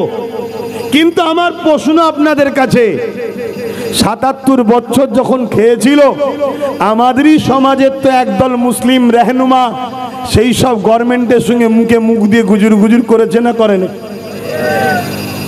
খাবার রাস্তা তো দেখিয়েছি এরাই। আজকে কেন্দ্র সরকার বলছে আমি বিল করব 2024 ওয়াকফ সংশোধনীয় অ্যাক্টের নামে, এই সংশোধনীয় বিলের নামে। সেখানে অপশান আনছে কি, 21 জন কেন্দ্রীয় বডি হবে, তার মধ্যে 11 জন অমুসলিম হবে। আমি অমুসলিম ভাইদেরকে শ্রদ্ধার সাথে বলবো, হিন্দু ভাইদের দেবত্ব সম্পত্তি আছে, তার রক্ষণাবেক্ষণ মুসলমান করুক, এটা আমি পছন্দ করি না। কেন? ওই সম্বন্ধে আমাদের ধারণা নাই, জ্ঞান নাই। কেন? দেব দেবীর ব্যাপার, তার সম্পদ তারা ভালো বোঝে, ঠিক না বেটি? খ্রিস্টান ভাইদের সম্পদ আছে, তারা ভালো বোঝে। পাঞ্জাবি ভাইদের, শিখ ভাইদের, আদিবাসী ভাইদের জল জঙ্গলের সম্পদ আছে, তারা ভালো বোঝে। ঠিক তেমনই মসজিদ, মাদ্রাসা, ইসলামের সম্পদ আমরা বুঝি। এখানে অমুসলিম ভাইরা ঠিকভাবে পরিচালনা করতে পারবে না। তাই তিনি বলছে না, এতে অমুসলিম 11 জন, অর্থাৎ সংখ্যক গুরু করছে অমুসলিমকে, বড় প্ল্যান মাফিক পরের বার এই 10 জনকে বাদ দিয়ে টোটাল সম্পদকে কর্পোরেশনদের হাতে তুলে দেবে। তাহলে বাবরির মতো আর হইচই হবে না, নীরবে ধ্বংস হয়ে যাবে লাখো লাখো মসজিদ, মাদ্রাসা, কবরস্থান। কথা মাথায় ঢুকছে না ঢোকেনি? এটা কেন্দ্র সরকার করতে চাইছে। আমি আপনাদের জিজ্ঞেস করছি, 77 বছর ধরে কম বেশি তো সবাই খেয়েছে, ওই রাস্তাতে গত 10 বছর কেন্দ্র সরকারও ওয়াকফ পয়সা খেয়েছে, তাহলে হঠাৎ করে বিল করতে কেন চাইলো? চুপি চুপি যেমন খাচ্ছে খাক না, বিল কেন করতে চাইলো? এটা কখনো ভেবেছেন? কথা বলেন, এটা ভেবেছেন? আজকে ওয়াকফ নিয়ে বড় বড় মিছিল হচ্ছে, বড় বড় জনসভা হচ্ছে, আমার তো দেখে হাসি পাচ্ছে। যদি বলেন কেন, গ্রামে চোর পড়েছে, সবাই বলছে চোর ধর, চোর ধর, চোর ধর, চোর ধর। চোর ওর মধ্যে ঢুকে যে বলছে চোর ধর, চোর ধর, চোর ধর, চোর ধর। আরে যারা মিছিল করছে, আন্দোলন করছে, তারাও তো অলরেডি ঝেড়ে বসে আছে। এ কথা বুঝছেন না, বোঝেন না? আমাদের কপালটাই কেমন দেখুন, আমাদের ভুলের জন্যে, আমাদের ভুলের জন্যে যেখানে বিল হচ্ছে ওখানে ওয়াকফের হয়ে চিল্লাবার আমাদের কেউ নেই।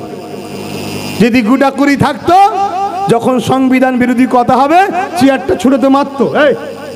1947-এ পার্লামেন্ট তৈরি, একটা আইন তৈরি হয়েছে, একটা অ্যাক্ট তৈরি হয়েছে, কি দেশ স্বাধীন হয়ে গেছে, যেটা মন্দির মন্দির থাকবে, যেটা গির্জা গির্জা থাকবে, যেটা গুরুদুয়ার গুরুদুয়ার থাকবে, যেটা মসজিদ মসজিদ থাকবে। এলিয়ার কোনো বিভাজন, এলিয়ার কোনো ছেড়খানি করা যাবে না, একটা আইন তৈরি হয়েছে।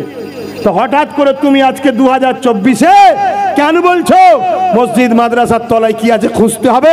এটা সংবিধানের পক্ষে না বিরুদ্ধে? জোরে বলেন। তাহলে ওখানে সংবিধান বিরোধী যে করছে তাকে সবকটা দিবার জন্য আমাদের কে আছে? বলুন, কে আছে? কেউ নেই। কেন নেই? আমরা বিক্রি হওয়া খদ্দের। কষ্ট হচ্ছে কথা? কি গো, কষ্ট হচ্ছে? এখনো সময় আছে। কারো সঙ্গে বন্ধুত্ব করতে চান করুন, আমি বিরোধী করব না, কিন্তু চেয়ারের 4টে পাই তাকে দেবেন না। বল 3টে তুইলে একটা আমার কাছে থাক। আমার বক্তব্য এইটা, 3টে তুইলে একটা আমার কাছে থাক। যদি আপনার পছন্দ কাউকে হয় হোক, দেন তাকে, আমি বারণ করছি না, কিন্তু আমার একটা কথা সব দিয়ে ফেলবেন না আল্লাহর হস্তে। কেন? আজকে যে তোমার দরদি শাস্তে, কালকে যদি এও হাত তুলে চলে যায়, তুমি দিশেহারা হয়ে যাবে। আর একটা পায়া যদি তোমাদের হাতে থাকে, সে ফুরফুরাওয়ালা হোক, বেরেলিওয়ালা হোক, দেওবন্দিওয়ালা হোক, তবলিগ জামাত হোক, ওটা ধর্মের জায়গা ধর্ম। কথা ধর, ইসলাম সবার মাসলা যার যার, কথা বুঝে আসছে। কিন্তু সবাই মিলে যদি আমাদের কাছে একটা পায়া থাকে নিজেদের, যেই পালাতে যাবে উনি বলো পা খুলে নেবো, 3টে চেয়ারে তো বসা যাবে না, 3টে পায়ে হোঁচট খেয়ে পড়ে যাবে। কথা বুঝছেন না, বোঝেন না? এইটুকু মাথায় ঢুকাও, না আগামী দিন বড় ভয়ানক আসছে। ছেলেগুলোকে বাঁচাও, ছেলেগুলোর জন্য করো, ছেলেগুলোর জন্য করো, এদেরকে বানে ভেসে দিওনি। এমন একটা দিন আসছে এরা আফসোস করে বলবে ইসলামের ঘরে, মুসলমানের ঘরে জন্ম লিয়াটাই যেন আমাদের অপরাধ হয়ে গেল। এর জন্য আমরা দোষী, আমরা দোষী। তো ভাইয়ের আমার, ওয়াকফ কেন বিল করতে চাইছে এই বিষয়টা একটু ছোট্ট করে বলবো। যে সবাই তো ফ্রিতে খাচ্ছিল, এর হঠাৎ করে বিল করার শখ গেল কেন বলবো? কি গো বলবো? কারা কারা শুনতে চান হাত তুলে দেখান। মারহাবা, হাত নাবান, অসুবিধে হচ্ছে না তো? এ আল্লাহ, সময় তো কম, তারপরে একটু বলে যায় নাকি কেন বিল করতে চাইছে, কেন বিল করতে চাইছে একটু জানা দরকার। কিন্তু তার আগে একটা কাজ করে লি, তার আগে একটা কাজ করে লি। কি কাজ? আমার হুজুরকে একটু সালামটা দিয়ে লি। কি গো, দেবেন না? সালাম দিবার হুকুম কোরআনে আছে না নাই? সল্লু, দরুদ পড়ো, সাল্লিমু, সালাম দাও। দিতে হবে না? হবে না? জোরে বলেন। এবারে কথা হলো দাঁড়িয়ে না বসে, এই হচ্ছে কথা, তাই তো নাকি? যার বসে মনে হবে বসে দেবে, যার দাঁড়িয়ে মনে হবে দাঁড়িয়ে দেবে। যে বসে দেবে তার কোমরে লাতিও মারবো না, যে দাঁড়াবে তাকে ধরে টানবেন না। কথা মিটে গেল। কথা মাথায় ঢুকছে না? যদি বলেন কোরআন হাদিসের কোথায় আছে দাঁড়ানো, এইটাই তো ফেতনা শুরু করে দিলেন। হ্যাঁ, এটা কি মশলা নাকি? এটা তো প্রেম ও আদব। প্রেম আদব যদি ফতোয়া খুঁজতে চান, তাহলে সাহাবা হুজুরদের জিজ্ঞেস করুন। নবী যখন থুতু ফেলতে যেত, সাহাবা হুজুরের হাতে নিয়ে মুখে বুকে মাখতো। সাহাবাদের জিজ্ঞেস করুন কোথায় পেয়েছেন, আপনারা করছেন? নবী যখন উজু করতেন সাহাবা হুজুররা কুল্লির পানি লিবা, বুখারীর হাদিস বলছি, লিবার জন্য হুড়োহুড়ি করতেন। কোথায় পেয়েছে? এটা প্রেম আর আদবের ব্যাপার। মশলা ফতোয়া এখানে থাকে, প্রেম আদব এখানে থাকে। এটা ইমানের সাথে সম্পর্ক। জোরে বলুন সুবহানাল্লাহ। আমরা আদবে দিই, প্রেমে দিই, ভালোবাসাই দিই। আপনার ভালোবাসা দিই বসে মনে হয় বসে বসে প্রেম করেন। আমার ভালোবাসা আমার বিবেক বলেছে দাঁড়ান আমি দাঁড়িয়ে দিই। কথা বুঝে আসছে? কিন্তু এর পরেও বলে যায় সাহাবা হুজুররা নবীকে যখন সালাম দিতেন বাবুল আদব কিতাবুল কিয়াম দাঁড়িয়ে দাঁড়িয়ে সালাম দিতেন। জোরে বলুন সুবহানাল্লাহ। নবী পাকের কলিজার টুকরি খাতুনে জান্নাত যখন সালাম দিতেন দাঁড়িয়ে দিতেন। জোরে বলুন সুবহানাল্লাহ। কিন্তু আমি এটা নিয়ে জোর করব না, কেন প্রেমে জোর জবরদস্তি করতে নাই। কথা বুঝে আসছে? তাই কেউ যদি মনে করে যে আমার প্রেম বসে, তো বসে দিক, কিন্তু আমার দাঁড়ানোর বিরোধী করবেন না। বিরোধী করলে আপনি গুস্তাগে রসুলের ক্যাটাগরিতে পড়ে যাবেন। আপনার দিলে বুকসে রসুল আছে মনে হবে, আর যার দিলে বুকসে রসুল আছে সে মালাউন বেঈমান কাফের হয়ে যাবে। কথা মাথায় ঢুকলো? আসেন, এলে ঝগড়া করবেন না। ইয়া নবী সালাম ইয়া রাসূল।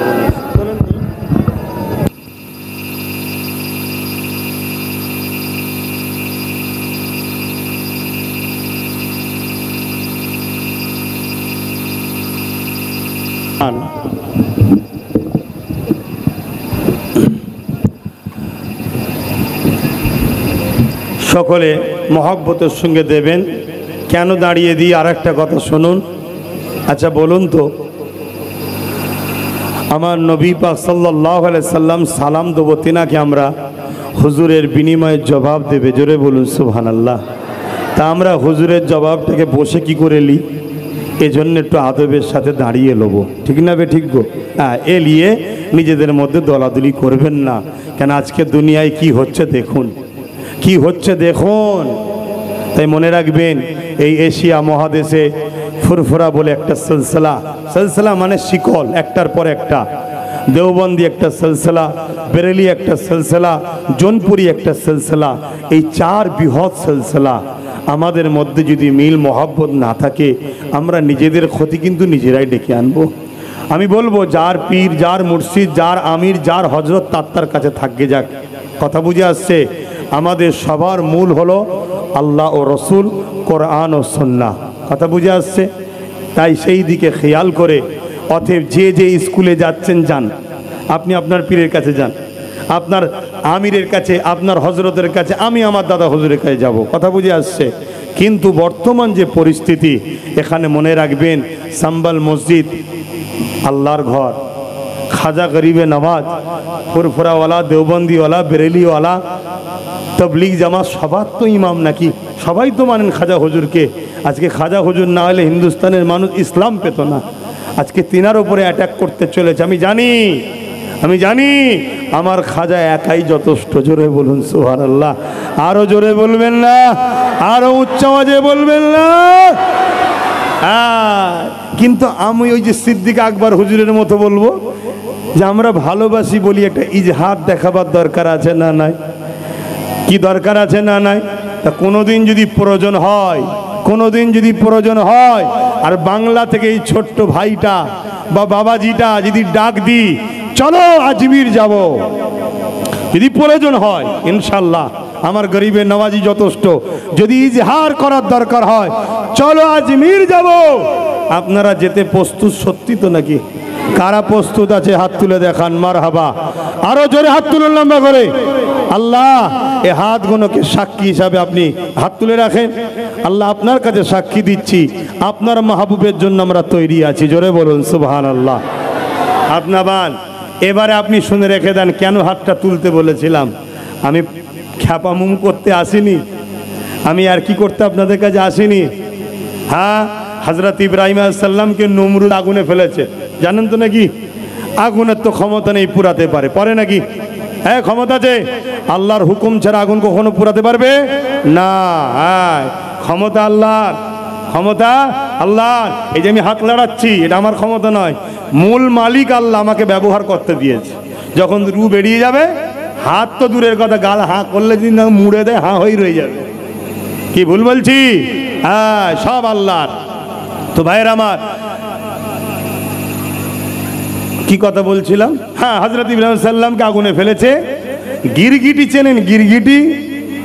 হ্যাঁ, যদি আর একটু খোলাসা বলি, বর্তমান কিছু নেতার দিকে তাকাবেন, বুঝতে পারবেন গিরগিটি কি জিনিস। এরা যে কখন কোন দলে থাকছে চেনা মুশকিল। কখনো এখানে, কখনো ওখানে, কখনো এখানে, কখনো ওখানে। এই কথা কি কষ্ট লাগলো নাকি? এটা দেখলে বুঝতে পারবেন যে গিরগিটি কি জিনিস। তো এই ধরনের জিনিস হলো গিরগিটি। সে মুখে করে, সে কেমন করে ফু দিচ্ছে, ইব্রাহিম খলিল হুজুরের আগুনে ফু দিচ্ছে যাতে করে আগুনটা আরো জোরে ধরে। আচ্ছা বলুন, গিরগিটির ফুঁয়েতে কি আগুন জোর হবে? কিন্তু তার ইরাদা কি? আমি ইব্রাহিমকে আগুনের পুড়াবো, তাই তো নাকি? অর্থাৎ নমরুদের দিকে প্রমাণ দিল। খুব ভালো করে শোনেন। আর আজনাই চেনেন? আজনাই? হ্যাঁ, সে কি করেছে? চোঁচে করে পানি নিয়ে এসছে, ইব্রাহিম নবীর আগুনে দিচ্ছে যে পানিটা দিয়ে আগুনটা বন্ধ করা যায়। আচ্ছা বলুন, ও চোঁচের পানিতে আগুন কি বন্ধ হয়? কিন্তু সে প্রমাণ দেখাচ্ছে কি? যে আমি ইব্রাহিম নবীর পক্ষে। শরিয়াতের ফাইসাল্লা হয়ে গেল আজকের দিন পর্যন্ত গিরগিটি দেখলে মারা জায়েজ আর আজনাইকে মারা হারাম। কেন ভাই? ইব্রাহিম নবীর পক্ষে দাঁড়িয়েছে, এ বিরুদ্ধে দাঁড়িয়েছে। আমাদের হাত তোলাতে আমার খাজা হুজুরের প্রয়োজন নয়, কিন্তু আমরা আল্লাহকে দেখিয়ে দিলাম যে আল্লাহ আপনার পাগল মাহবুব বান্দা গরিবে নওয়াজের জন্য প্রয়োজন যদি হয়, এখান থেকে আমরাও র্যালি দিয়ে আজমির যেতে প্রস্তুত আছি। এই যে আজকে ইব্রাহিম নবীর পানি দেওয়ার পক্ষে, তাকে মারা যেমন নিষেধ হয়েছে, ইনশাল্লাহ অলির পক্ষে, আল্লাহর মাহবুবের পক্ষে, ইমাম হাসান হোসাইনের আওলাদের পক্ষে, নবীন খানদানের পক্ষে সাপোর্ট করার জন্য এটাই আমাদের নাজাতের ওসিলা যথেষ্ট। জোরে বলুন সুবহানাল্লাহ, আরো জোরে বলুন সুবহানাল্লাহ। এই আল্লাহ পারে না? পারে না? আপনি বলবেন নামাজ নেই, রোজা নেই, হজ নেই, জাকাত নেই, এটাই নাজাতের ওসিলা হয়ে যাবে? হ্যাঁ, এটাই যথেষ্ট, যদি আল্লাহ পছন্দ করে নেয়। আল্লাহ যখনই পছন্দ করবে, অটোমেটিক আপনাকে মক্কা ঘুরিয়ে তওবাতিল্লাহ করিয়ে নামাজি, রোজাদার, হাজি উপযুক্ত বানিয়ে নিয়ে যাবে। জোরে বলুন সুবহানাল্লাহ। আর আল্লাহ যদি পছন্দ না করে, জিহাদের ময়দানে এক সাহাবীর প্রশংসা, এক ব্যক্তির প্রশংসা নবীর কাছে করছে যে হুজুর বিশাল লড়াই করছে, বিশাল লড়াই করছে। আল্লাহ নবী বলছে কিন্তু ইসলামের ওপরে থেকে মরতে পারবে না, বেঈমান হয়ে মরবে। শত শেষে বেঈমান হয়েই মরল। কি বুঝলেন? তাই নবী আমার দোয়া চাওয়া শিখিয়েছে, আল্লাহ আমাকে ইসলামের ওপরে বাঁচিয়ে রাখুন আর ইমানের সঙ্গে মরণ দেন। বাঁচার জন্য ইসলাম হলো উত্তম, মরার জন্য ইমান হলো উত্তম। ইমানটা কি? দিল থেকে দয়ান নবীকে সব থেকে সবার ওপরে বেশি ভালোবেসে আদবের সাথে মেনে নেওয়া। জোরে বলুন সুবহানাল্লাহ। গাছ দেখেছেন? গাছ 10টা 20টা ডালপালা হয়, ওই ডালপালাগুলো হচ্ছে ইসলাম, আর গাছের মূলটা হলো ইমান। জোরে বলুন সুবহানাল্লাহ। আমি বুঝতে পারলাম? ডালপালা গাছে যত থাকবে ছায়া হবে, মানুষের উপকার হবে, ফল হবে, মানুষ তত ভালোবাসবে। কথা বুঝে আসছে? কিন্তু যদি গাছের মূল কেটে যায়, তো গাছ একেবারেই শেষ। আর যদি ডালপালা শেষও হয়ে যায়, মূল থাকলে আবার গজাবে, আবার ডালপালা হবে, আবার পাতা হবে, আবার ফলমূল হবে। হুজুরের প্রেম ও আদব হৃদয়ে ভরুন। হুজুর বললেন নামাজ আমার চোখের ঠান্ডা, নামাজ পড়ুন, আল্লাহ আল্লাহ করুন, আল্লাহ সাহায্য আসবে, চিন্তার কোনো কারণ নেই। এখন যে জন্যে দাঁড়িয়েছি, আমরা একটু সালাম দেবো, তাহলে আমরা হাত তুলে ভুল কিছু করিনি তো? হুজুরের দরবারে ডাক এলে যাবো তো নাকি? কথা বলুন, আরো একবার আল্লাহকে সাক্ষী রেখে 2 হাত তুলে বলুন, যাবেন তো নাকি? যাবেন তো নাকি? যাবেন তো নাকি? হ্যাঁ, একটা প্রবাদ বাক্য আছে, খেতে দিলে শুতে চায়, খেতে দিলে শুতে চায়। অনেকে বলল বাবরিটা দিয়ে দে, ঠান্ডা হয়ে যাবে। অনেকে বলল বাবরি দিয়ে দে, ঠান্ডা হয়ে যাবে। না রে, খেতে দিলে শুতে চায়। তবে একটা কথা আপনাদের বলবো, একটা কথা বলবো, ইমান নিয়ে বলুন, বাবরি মসজিদের ফিরে পাওয়া দরকার আছে না নাই? হাত তুলে বলুন, দরকার আছে না নাই? গত 6 ডিসেম্বর থেকে আমি নতুন ডাক দিয়ে শুরু করেছি, আবার পুরো বাংলা থেকে শুরু করছি। অন্য অন্য রাজ্যে যেসব উলামা হজরত শায়েখরা রয়েছেন, সব আলোচনা হচ্ছে। ইনশাল্লাহ যে জায়গায় বাবরি ছিল ওই জায়গাতেই বাবরি হবে, বলুন ইনশাল্লাহ। জোরে বলুন ইনশাল্লাহ, জোরে বলুন নারে তাকবীর। এবার একটা প্রশ্ন হবে, তাহলে কি আপনি কি রাম মন্দির ভেঙে দেবেন? একটা প্রশ্ন হতে পারে না, পারে না? এ প্রশ্ন যারা করবে তারা হলো দেশের মধ্যে বিভাজন লাগাতে চাইছে। কেন? বাবরি তৈরি করতে গেলে রাম মন্দির ভাঙতে লাগবে না, কেন রাম মন্দির যে জায়গায় আছে ওটা আলাদা জায়গা, বাবরির জায়গায় রাম মন্দির হয়নি, বাবরির জায়গা এখনো বাবরি আছে। জোরে বলুন সুবহানাল্লাহ, আরো জোরে বলুন সুবহানাল্লাহ। এ তো বড় চক্রান্ত করে আমার ভারতবাসী এক শ্রেণীর ভাইদের ঘরে ভোট লিবার জন্য বোকা বানিয়েছে। এ তো বোকা বানিয়েছে। ও জায়গায় এখনো বাবরির জায়গা ফাঁকা আছে, অনেক দূরে, অনেক দূরে। সেখানে আমার ভাইদের রাম মন্দির করেছে। তাদের ভালোবাসা, তাদের বিশ্বাস, তাদের মন্দির, তাদের আস্থা তাদের কাছে, তার বিরুদ্ধে আমরা নয়। এ কথা ঠিক না বেঠিক? কেন দেশটা সবার, দেশটা সবার, এবং আমরা সবাই সৃষ্টিকর্তা সৃষ্টি। কে কি খাবে, কে কি করবে, জবাব সৃষ্টিকর্তা নেবে, আমরা জবাব লিবার কে? হ্যাঁ, আমরা দাওয়াত প্রচার করব লা ইলাহা ইল্লাল্লাহু মুহাম্মাদুর রাসূলুল্লাহ, প্রচার করব নেই কোনো ইলাহা এক আল্লাহ ছাড়া, আর মুহাম্মদ রাসূল আল্লাহর আখেরি মেসেঞ্জার, আখেরি প্রফেট, আখেরি রাসূল। যার ইচ্ছা যাবে মানবে, যার ইচ্ছা যাবে মানবে না। ইসলাম জোর করার নাম নয়। যেমন চারিদিকে জোর করে মুরব্বির দাড়ি ধরে দাড়ি কাটছে, চর মারছে, বলছে স্লোগান দে, স্লোগান দে। আমি আপনাদের বলে দিই, কোনোদিন যদি এমন পরীক্ষার সম্মুখীন হন যেখানে আপনাকে যদি বলা হয় এই স্লোগানটা দে, নাই মেরে ফেলবো তোকে, ইসলাম আপনাকে ছাড় দিয়েছে, জান বাঁচানো ফরজ, আপনি সেই জায়গায় মুখ থেকে বলতে পারেন, এতে ঈমান যাবে না, কিন্তু পরবর্তীতে এসে আপনাকে তওবা করে আল্লাহকে বলবেন, আল্লাহ আপনি তো অন্তরের খবর জানেন, আপনি ছাড়া কোনো রব নাই। জোরে বলুন সুবহানাল্লাহ। কিন্তু যারা প্রকৃত ঈমানের মজবুত তারা আবার জান দেওয়া পছন্দ করে। এই সুযোগ কেন হাতছাড়া করব? কেন আল্লাহর রাহে জান দিলে পিপিলিকা কামড়ানোর থেকেও কম কষ্ট হয়ে সে ইন্তেকাল করে, এবং জান কবজের আগে জান্নাত সে দেখতে পায়। জোরে বলুন সুবহানাল্লাহ, আরো জোরে বলুন সুবহানাল্লাহ। কিন্তু আল্লাহু আকবার, আল্লাহু আকবার। তো ভাইয়ের আমার, এই জায়গাতে কিন্তু আমি যদি কারো গলায় একটা ছুরি ধরে বলি, বল আল্লাহ ছাড়া কোনো ইলাহা নেই, আল্লাহ ছাড়া কোনো রব নেই, ইসলাম বলছে আমি ইসলাম থেকে বাদ। শুনছেন না শোনেন নে?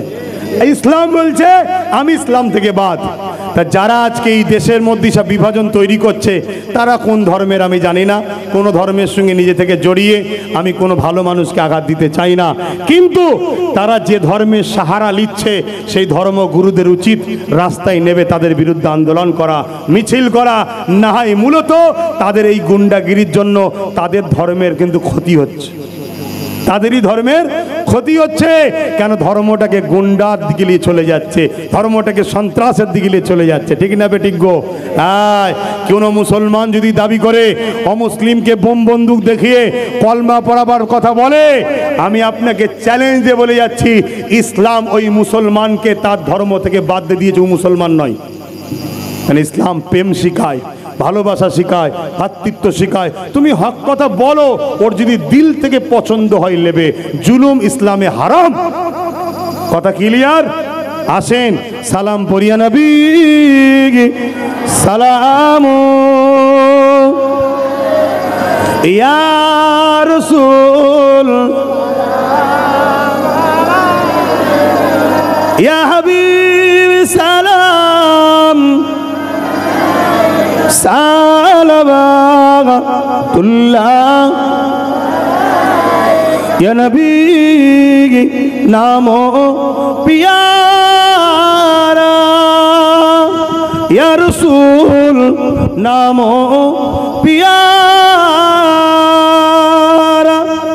আরশ बर हक ने पुकारा सजबे गो बरहा हमारा या नबी सलाम या रसूल ইয়া হাবিব সালাম ইয়া নবী মদিনা হতে সব কিছুই পারেন দেখিতে। কি গো, আমার নবী মদিনা থেকে সব দেখতে পায়? তাহলে আমরা যে বললাম খাজা হুজুরের জন্য যাব, এটা হুজুর দেখতে পেয়েছে? আমাদের বিমান আছে না নাই? হুজুর যেটা ইচ্ছা করবে সেটাই দেখার ক্ষমতা পাই। জোরে বলুন সুবহানাল্লাহ। আচ্ছা, হুজুর দেখতে পায়, আল্লাহও দেখতে পায়, এক হয়ে গেল নাকি? না, এক নয়, এক নয়। হুজুর দেখে, হুজুরকে দেখার ক্ষমতা দেনেওয়ালা আল্লাহ। জোরে বলুন সুবহানাল্লাহ। আর আল্লাহ দেখে, তেনাকে কেউ দেয়নি, তিনি খোদ মালিক। জোরে বলুন সুবহানাল্লাহ। তাহলে এক হলো কি? যেখানে এক হয় না সেখানে শিরকও হয় না। হুজুর অন্তরের খবর জানে না? জানে না। আল্লাহ অন্তরের খবর জানেন না? জানে না। দুটো কি এক? না। হুজুরকে অন্তরের খবর জানার উপযুক্ত পাওয়ার দিয়ে বানিয়েছেন যিনি, তিনি হলেন আল্লাহ। জোরে বলুন সুবহানাল্লাহ। আর আল্লাহ অন্তরের খবর জানে, এটা আল্লাহকে কেউ দেয়নি, আল্লাহ খোদ মালিক। জোরে বলুন সুবহানাল্লাহ। মনে রাখবেন, আমার হুজুরকে আল্লাহ অনেক শানওয়ালা করেছে। এই আকাশের চাঁদ হুজুর ইশারা করেছে, দুটুকরো হয়ে গিয়েছিল। জোরে বলুন সুবহানাল্লাহ। এই সূর্য ডুবে যাচ্ছিল, হুজুর ইশারা করেছে, ফিরে এসছে। এ থেকে প্রমাণ হয় চাঁদও হুজুরের গোলাম, সূর্য হুজুরের গোলাম। জোরে বলুন সুবহানাল্লাহ। আসেন সেই নবীর উপরে সালাম দিচ্ছি। ইয়া নবী মদিনা হতে সব কিছুই পারেন দেখিতে, মুদির লাশ কবরে এ রাখিলে লইবেন আপন করে। নবী সালাম ইয়া রাসূল সালাম ইয়া হাবিব সালামাতুল্লাহ। আল্লাহ আমাদের সালামকে কবুল করে বোন, আল্লাহুম্মা আমিন। আল্লাহ যেন আমাদেরকে নবীর রওজায় দাঁড় করিয়ে সালাম দিবার তৌফিক দেন বোন, আল্লাহুম্মা আমিন। যখন মদিনা শরীফে যাবেন, বাবু সালাম বলে একটা দরজা আছে, ওই দরজাতে ঢুকতে হবে। সবাই দাঁড়িয়ে দাঁড়িয়ে সালাম দেয়। জোরে বলুন সুবহানাল্লাহ। আমি এখন একটা শেষ কথা বলবো।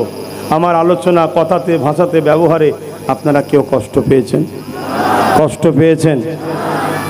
আমি একটা কথা বলবো শুধু, হকের পক্ষে, ন্যায়ের পক্ষে, দেশের পক্ষে, ওয়াকাফের পক্ষে, মসজিদের পক্ষে, মাদ্রাসার পক্ষে, গরিব অমুসলিমদের পক্ষেও আমাদেরকে সংগ্রাম করতে হবে না? হবে না?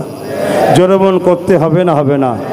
এই কাজে আমি লড়াই করছি, আপনারা কি আমার পাশে দাঁড়াতে রাজি আছেন? আল্লাহকে সাক্ষী রেখে বলুন। জোর করছি না আমি, হাত তুলে বলুন সত্যি তো? হাত নাবান। তাহলে আমি প্রত্যেকটা বাংলার বিভিন্ন জায়গায় ঘুরে ঘুরে এই ওয়াকাফ নিয়ে মানুষকে সচেতন করছি, এবং ওবিসি সংরক্ষণ নিয়ে সচেতন করছি, এবং মাদ্রাসা শিক্ষা ধ্বংসের বুকে। আপনারা জানেন মাদ্রাসায় যেখানে নাম লিখা হয় ধর্ম কি, ইসলামের জায়গায় মুসলমান করে দিয়েছে পশ্চিমবাংলায়। তার মানে ইসলামকে মিটার কি পরিকল্পনা দেখুন। এগুলো অন্যায় নয়। আপনি ক্ষমতায় আছেন, রাজনীতি করছেন, করুন, কিন্তু রাজ ক্ষমতা দিয়ে আমার ইসলামকে মিটাতে চাইলে, ইসলামকে মিটাতে চাইলে আপনি যেই হন আপনাকে কিন্তু মিটিয়ে দেবেন আমার আল্লাহ। ঠিক না বে ঠিক? হ্যাঁ, আর ওর সাথে যে সাথ দেবে তাকেও আল্লাহ মিটাবে। হতভাগা আকবরকে মিটিয়েছিল জানেন না? মুজাদ্দিদ আল-পেসানি লড়াই করেছিল আকবরের বিরুদ্ধে, আর আকবরের পক্ষে যেসব মুফতি মৌলানা ছিল সব কটাকে মেরেছে আল্লাহ। তোমার শেষ কথা, বাংলার বিভিন্ন জায়গায় ঘুরে ঘুরে এই ওয়াকাফ সচেতন করছি, মাদ্রাসা বাঁচাবার জন্য ডাকছি, ও ওবিসি সংরক্ষণ, যা দ্বারা মুসলমান দু একটা চাকরি পেত। এবছরে 400-র উপরে মুসলিম ছেলে মেডিকেলের পাস করার পরেও তারা চাকরি পেল না। কেন? ওবিসি কোটা না থাকার জন্য। বড় প্ল্যান মাফিক বন্ধ করা হয়েছে। ও বলার এখন সময় নাই, কখনো জনসভায় ডাকলে যাবেন বলবো। এভাবে করতে করতে আমি সমস্ত মানুষকে নিয়ে কলিকাতার রাজধানীতে, আমাদের পশ্চিমবাংলার রাজধানী কলিকাতায় নিয়ে যেতে চাইছি। সেটা ব্যারিকেডও হতে পারে, শহীদ মিনারও হতে পারে। যদি কখনো এই ভাইটা ডাক দেয়, বাবাজিটা ডাক দেয়, আমার আব্বা ভাইয়েরা কলকাতায় একটু যাওয়া যাবে? যাওয়া যাবে। মসজিদ, মাদ্রাসা, কবরস্থান, ওয়াকাফ নিজের অধিকারের জন্য যাওয়া যাবে। ধোকা দেবেন না তো। হাত লম্বা করে তোলেন, যারা যেতে পারবেন হাত তোলেন, যা ইনশাল্লাহ যাব, হাত নাবান। এরপরেও বলছি, নাচারে যদি কোনো এমার্জেন্সি থাকে আল্লাহর রাস্তে মাফ করে দিলাম তাকে, কিন্তু ইচ্ছা করে গাফলতি করবেন না। চলুন, কেন ইসলাম বলছে যেখানে বুরাই হয় সেখানে যদি তুমি ভিড় করো, বুরাইকারীকে উৎসাহিত করলে তুমি বুরাইয়ের সাথে চলে গেলে। যেখানে ন্যায়ের পক্ষে কথা বলা হবে সেখানে যদি তুমি ভিড় করো, নাই বললে ওলাকে উৎসাহিত করলে। আজকে আমি কলিকাতায় ডাক দিলাম, 20-30 লাখ লোক হলো, তাহলে বলুন এটা আমাদের জন্য কল্যাণ আনবে না ক্ষতি আনবে? এবং আমার জন্য লড়াইয়ের আরো উৎসাহী বাড়বে না কমবে?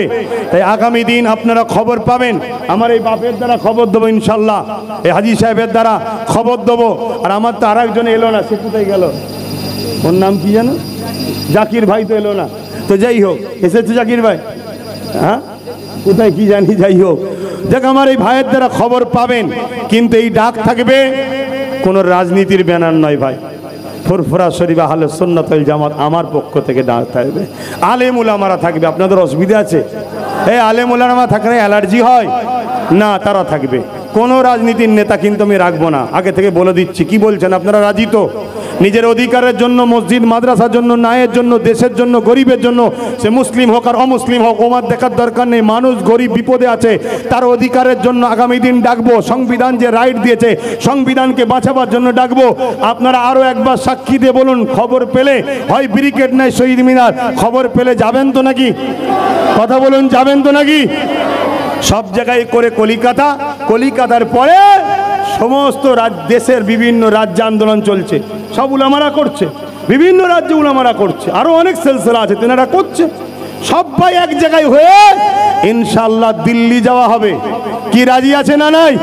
আর দিল্লি যেদিন যাব আন্দোলনে নয়, আন্দোলনে নয়, সংবিধানকে বাঁচাবো, জালিমকে নাবিয়ে দেবো সেদিন। বলুন ইনশাআল্লাহ। জোরে বলুন, রাজি আছেন? বলুন ইনশাআল্লাহ। নারায়ে তাকবীর, নারায়ে তাকবীর। কুরআন ও সুন্নাহ, কুরআন ও সুন্নাহ। ভারতবর্ষ, ভারতবর্ষ। আমি বলবো লাব্বাইক, আপনারা বলবেন ইয়া রাসূলুল্লাহ। লাব্বাইক, লাব্বাইক, লাব্বাইক, লাব্বাইক, লাব্বাইক। নারায়ে তাকবীর। ইমানদার এই আওয়াজ রাখবেন। আপনার এই আওয়াজ পরমাণু বোমার থেকেও ক্ষমতাশালী, আপনি জানেন না? আপনার এই আওয়াজ পারমাণবিক বোমার থেকেও শক্তিশালী। আপনার এই ঈমান পারমাণবিক বোমাকে ফাটা থেকেও বাঁচাতে পারে। জোরে বলুন সুবহানাল্লাহ। আরে ঈমানদার তো বেনে দেখো, মুসলমান আলাদা জিনিস, ঈমানদার মুমিন মুসলমান আলাদা জিনিস। আসো, নবীর প্রেমিক হও, নবীর গোলাম হও, নবীকে ফলো করো, নবীর জীবনী পড়ো। আগামী আখারি জমানা কোরআন দেখিয়ে, নামাজ দেখিয়ে, দাড়ি দেখিয়ে, টুপি দেখিয়ে বেঈমান করে দেবে। তাই নামাজ, কোরআন সবই মানবো, হুজুরের থেকে লোবো। কেন? হুজুরের ওপরে কোরআন এসছে, সাহেবে কোরআন নবী। কথা বুঝে আসছে? না, হযরত আলী হুজুরকে শহীদ করেছিল কারা? দাড়িওয়ালা টুপিওয়ালারাই। নামাজ পড়ছিল, আমি সেই মসজিদে ঘুরে এসেছি। কথা বুঝে আসছে? হুজুরকে ওই অবস্থায় শহীদ করে দিয়েছে ফজরের সময়। আহা, কি বলে যে কোরআন মানো, আলীর কথা মেনো না, কোরআন মানো, আলীর কথা মেনো না। একদল মুনাফিক মুসলমান আজও ঘুরে বেড়াচ্ছে, আমাদের মধ্যে বিভাজন করছে।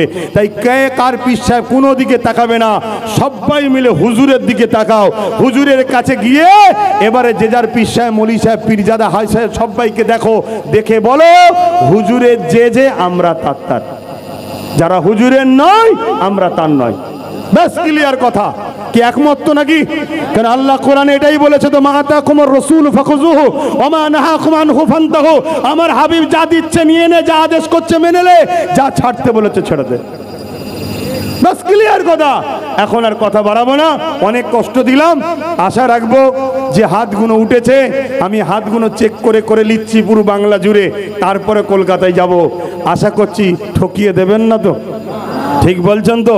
আচ্ছা, আরো একবার সুযোগ দিচ্ছি, সত্যি ডাক দিলে যাবেন তো? ঠিক বলছেন? আলহামদুলিল্লাহ। কিন্তু আমার মায়েরা বাদ, আমার আম্মা, আপনাদের যেতে হবে না, আপনাদের জন্য আপনাদের বাচ্চারাই যথেষ্ট। ঠিক না বেটি? আগে আমরা নিজেকে দেবো জান, তারপরে আপনাদের কাছে পৌঁছাবে ইনশাল্লাহ। আমরা বাচ্চারাই যথেষ্ট, আমার মায়েদের জন্য, ভাইয়েরাই যথেষ্ট বোনেদের জন্য, ঠিক না বে ঠিক গো? আর ছোট ছোট বাবুরা মোবাইল ঘেটুনি, আব্বা পড়াশোনা করো, পড়াশোনা করো, জজ হও, উকিল হও, ডিএম হও, বিডিও হও, আইপিএস অফিসার হও, দেশকে বাঁচাতে হবে বাবা, দেশকে বাঁচাতে হবে। সবাই মৌলী সাহেব হবে স্বপ্নবাদ দেখুনি, তাহলে এক মসজিদে 50টা মৌলী সাহেব ঢুকে গেলে ইমাম ঠিক করলেও গুতোগুতি হবে। কিছু ডাক্তার উকিল দরকার আছে না? হ্যাঁ, আমাদের কি যে হয়ে গেল। আমার নবী সাহাবাদের মধ্যে বিজ্ঞানী ছিল, সায়েন্সবিদ ছিল, কথা বুঝে আসছে, কি বলে অর্থনীতিবিদ ছিল, সব ছিল। যাক, আমি অনেক কষ্ট দিচ্ছি, আপনারা বসেন বসেন বসেন, অনেক কষ্ট দিচ্ছি, বসেন, এক্ষুনি দোয়া করবো, বসেন, সবাই বসে যান, দরুদ শরীফ পড়েন। আল্লাহ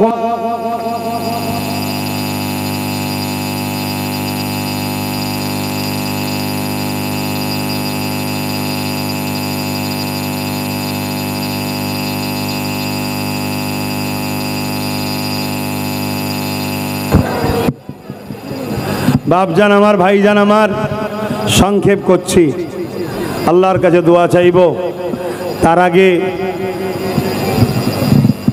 আল্লাহ বিসমিল্লাহ শরীফের সঙ্গে 11 বার দরুদ শরীফ, 3 বার সূরা ফাতিহা, 10 বার সূরা ইখলাস শরীফ তেলাওয়াত করুন, দোয়া চাওয়া হবে।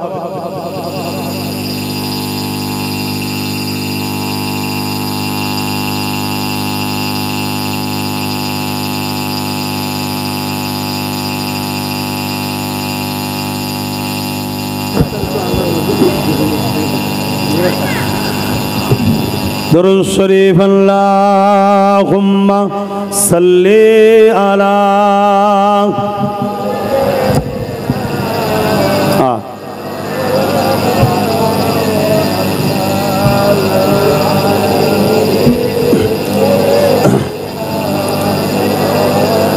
আমার আম্মা বোনেদের পক্ষ থেকে একটা কথা এসেছে, হাজী সাহেব বলছে যে হুজুরের একটা জীবনী কমসে কম আমাদের কার একটা শোনাক। আপনারা কি বলছেন, হুজুরের আর একটা জীবনী শোনাবো? তো ওই জীবনীটাই শোনাই যেটা চাঁদ দুটুকরো করেছিল হুজুর, জোরে বলুন সুবহানাল্লাহ। আরে কাকে লিডার মানো, কাকে নেতা মানো, কার পিছনে ছোট, কাকে ফলো করো, কাকে মডেল বানাচ্ছ, যারার ইশারায় নিজের ছেলেটাও চেঞ্জ হচ্ছে না, আর আমার হুজুরের ইশারায় চাঁদ দুটুকরো হচ্ছে, জোরে বলুন সুবহানাল্লাহ, আরো জোরে বলুন সুবহানাল্লাহ। আহা, ওইটুকু শুধু বলি, এটা কখন ঘটেছিল, কি ব্যাপার একটু বলে দিই, দিয়ে আমি দোয়া করব। আরো একবার দরুদ শরীফ আল্লাহুম্মা সাল্লি আলা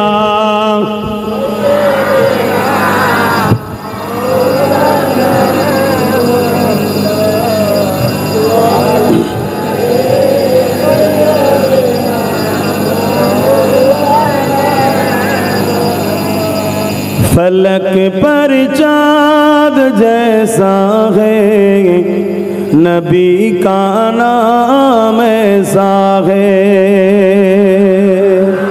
জোরে বলুন না সুবহানাল্লাহ। আমরা নবীর উম্মত, তো তাহলে আমার নবীর শান মর্যাদা আমরা খুশি না বেজার? এই পৃথিবীর যত পানি আছে সব যদি কালি বানানো হয়, যত গাছ আছে যদি কলম বানানো হয়, আমার নবীর মাকাম লিখেও শেষ করা যাবে না, জোরে বলুন সুবহানাল্লাহ। আমি ওয়াজ শুরু করেছি, এখন শেষের দিকে, এর মধ্যে কত লক্ষ কোটি গুণ যেমন নবীর মাকাম আপডেট করে দিয়েছে আল্লাহই ভালো জানে, জোরে বলুন সুবহানাল্লাহ। এই যে বলি না আমরা আল্লাহ দরুদ পাঠাই, আল্লাহ দরুদটা কি? ইমাম বুখারী বলছে, সংক্ষেপে বলছি, নবীর মাকাম বাড়ায়, জোরে বলুন সুবহানাল্লাহ। তা যার মাকামের দায়িত্ব বাড়াবার আল্লাহ নিয়েছে, তার মাকামকে কখনো কেউ বলে শেষ করতে পারে? অনেকে বলে, ভাই তোমরা বড্ড বেশি বলে ফেলো, বড্ড বেশি বলে ফেলো নবী নবী। আরে আমি জিজ্ঞেস করছি বন্ধু বলে, তুমি একটা লিমিট বলে দাও যে এই পর্যন্ত নবীর মাকাম, তার থেকে বেশি বলবো না। এই আল্লাহ কোনো লিমিট দিয়েছে? আমার নবীর মাকামের কোনো লিমিট আছে? শুধু এতটুকু জেনে রাখতে হবে, নবী আল্লাহ নয়, আল্লাহ নবী নয়। আল্লাহ সৃষ্টিকর্তা, নবী সৃষ্টি হয়েছে। আল্লাহর জন্য রুকু সেজদা, নবীর জন্য নয়।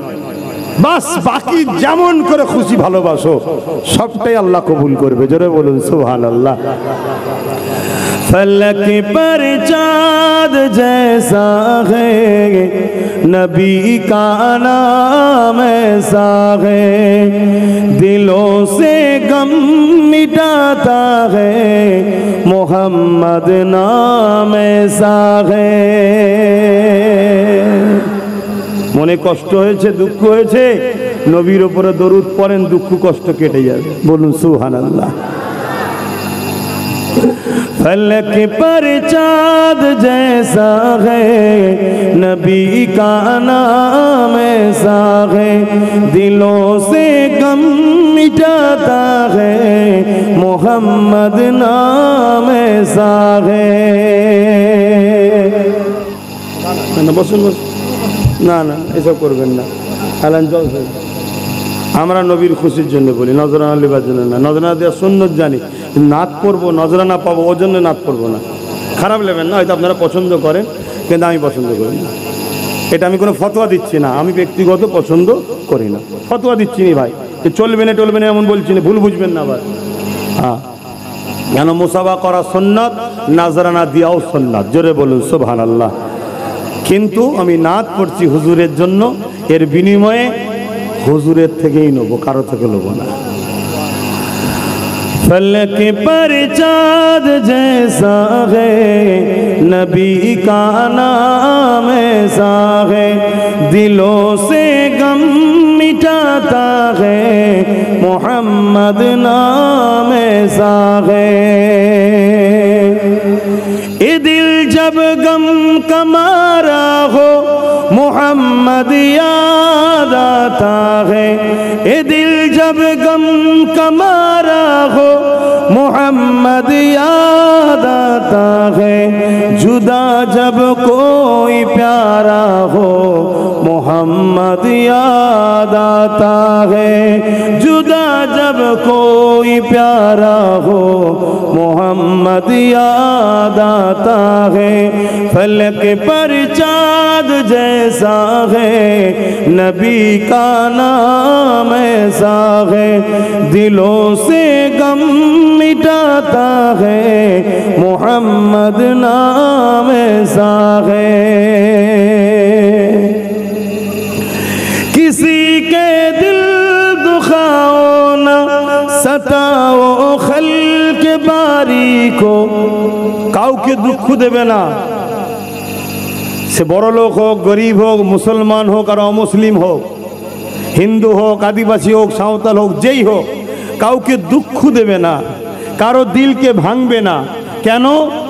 যদি কাউকে দুঃখ দাও মূলত তুমি সৃষ্টিকর্তাকে দুঃখ দিলে। মনে রাখবেন, কেউ তোমার উপরে জুলুম করেছে, তুমি ডিফেন্স করেছো, এটা আলাদা জিনিস। তুমি কারোর উপরে জুলুম করতে পারবে না। কথা বুঝে আসছেন নাম ইসলাম। किसी का दिल दुखाओ ना सताओ खल्क बारी को, मेहरबानी का हर रास्ता मदीने को ही जाता है। मेहरबानी का हर रास्ता मदीने को ही जाता है। फलक पर चाँद जैसा है नबी का नाम ऐसा है दिलों से गम मिटाता है मोहम्मद नाम ऐसा है। अल्लाहुम्मा सल्ले अला अल्लाह अल्लाह सय्यिदना सफीना।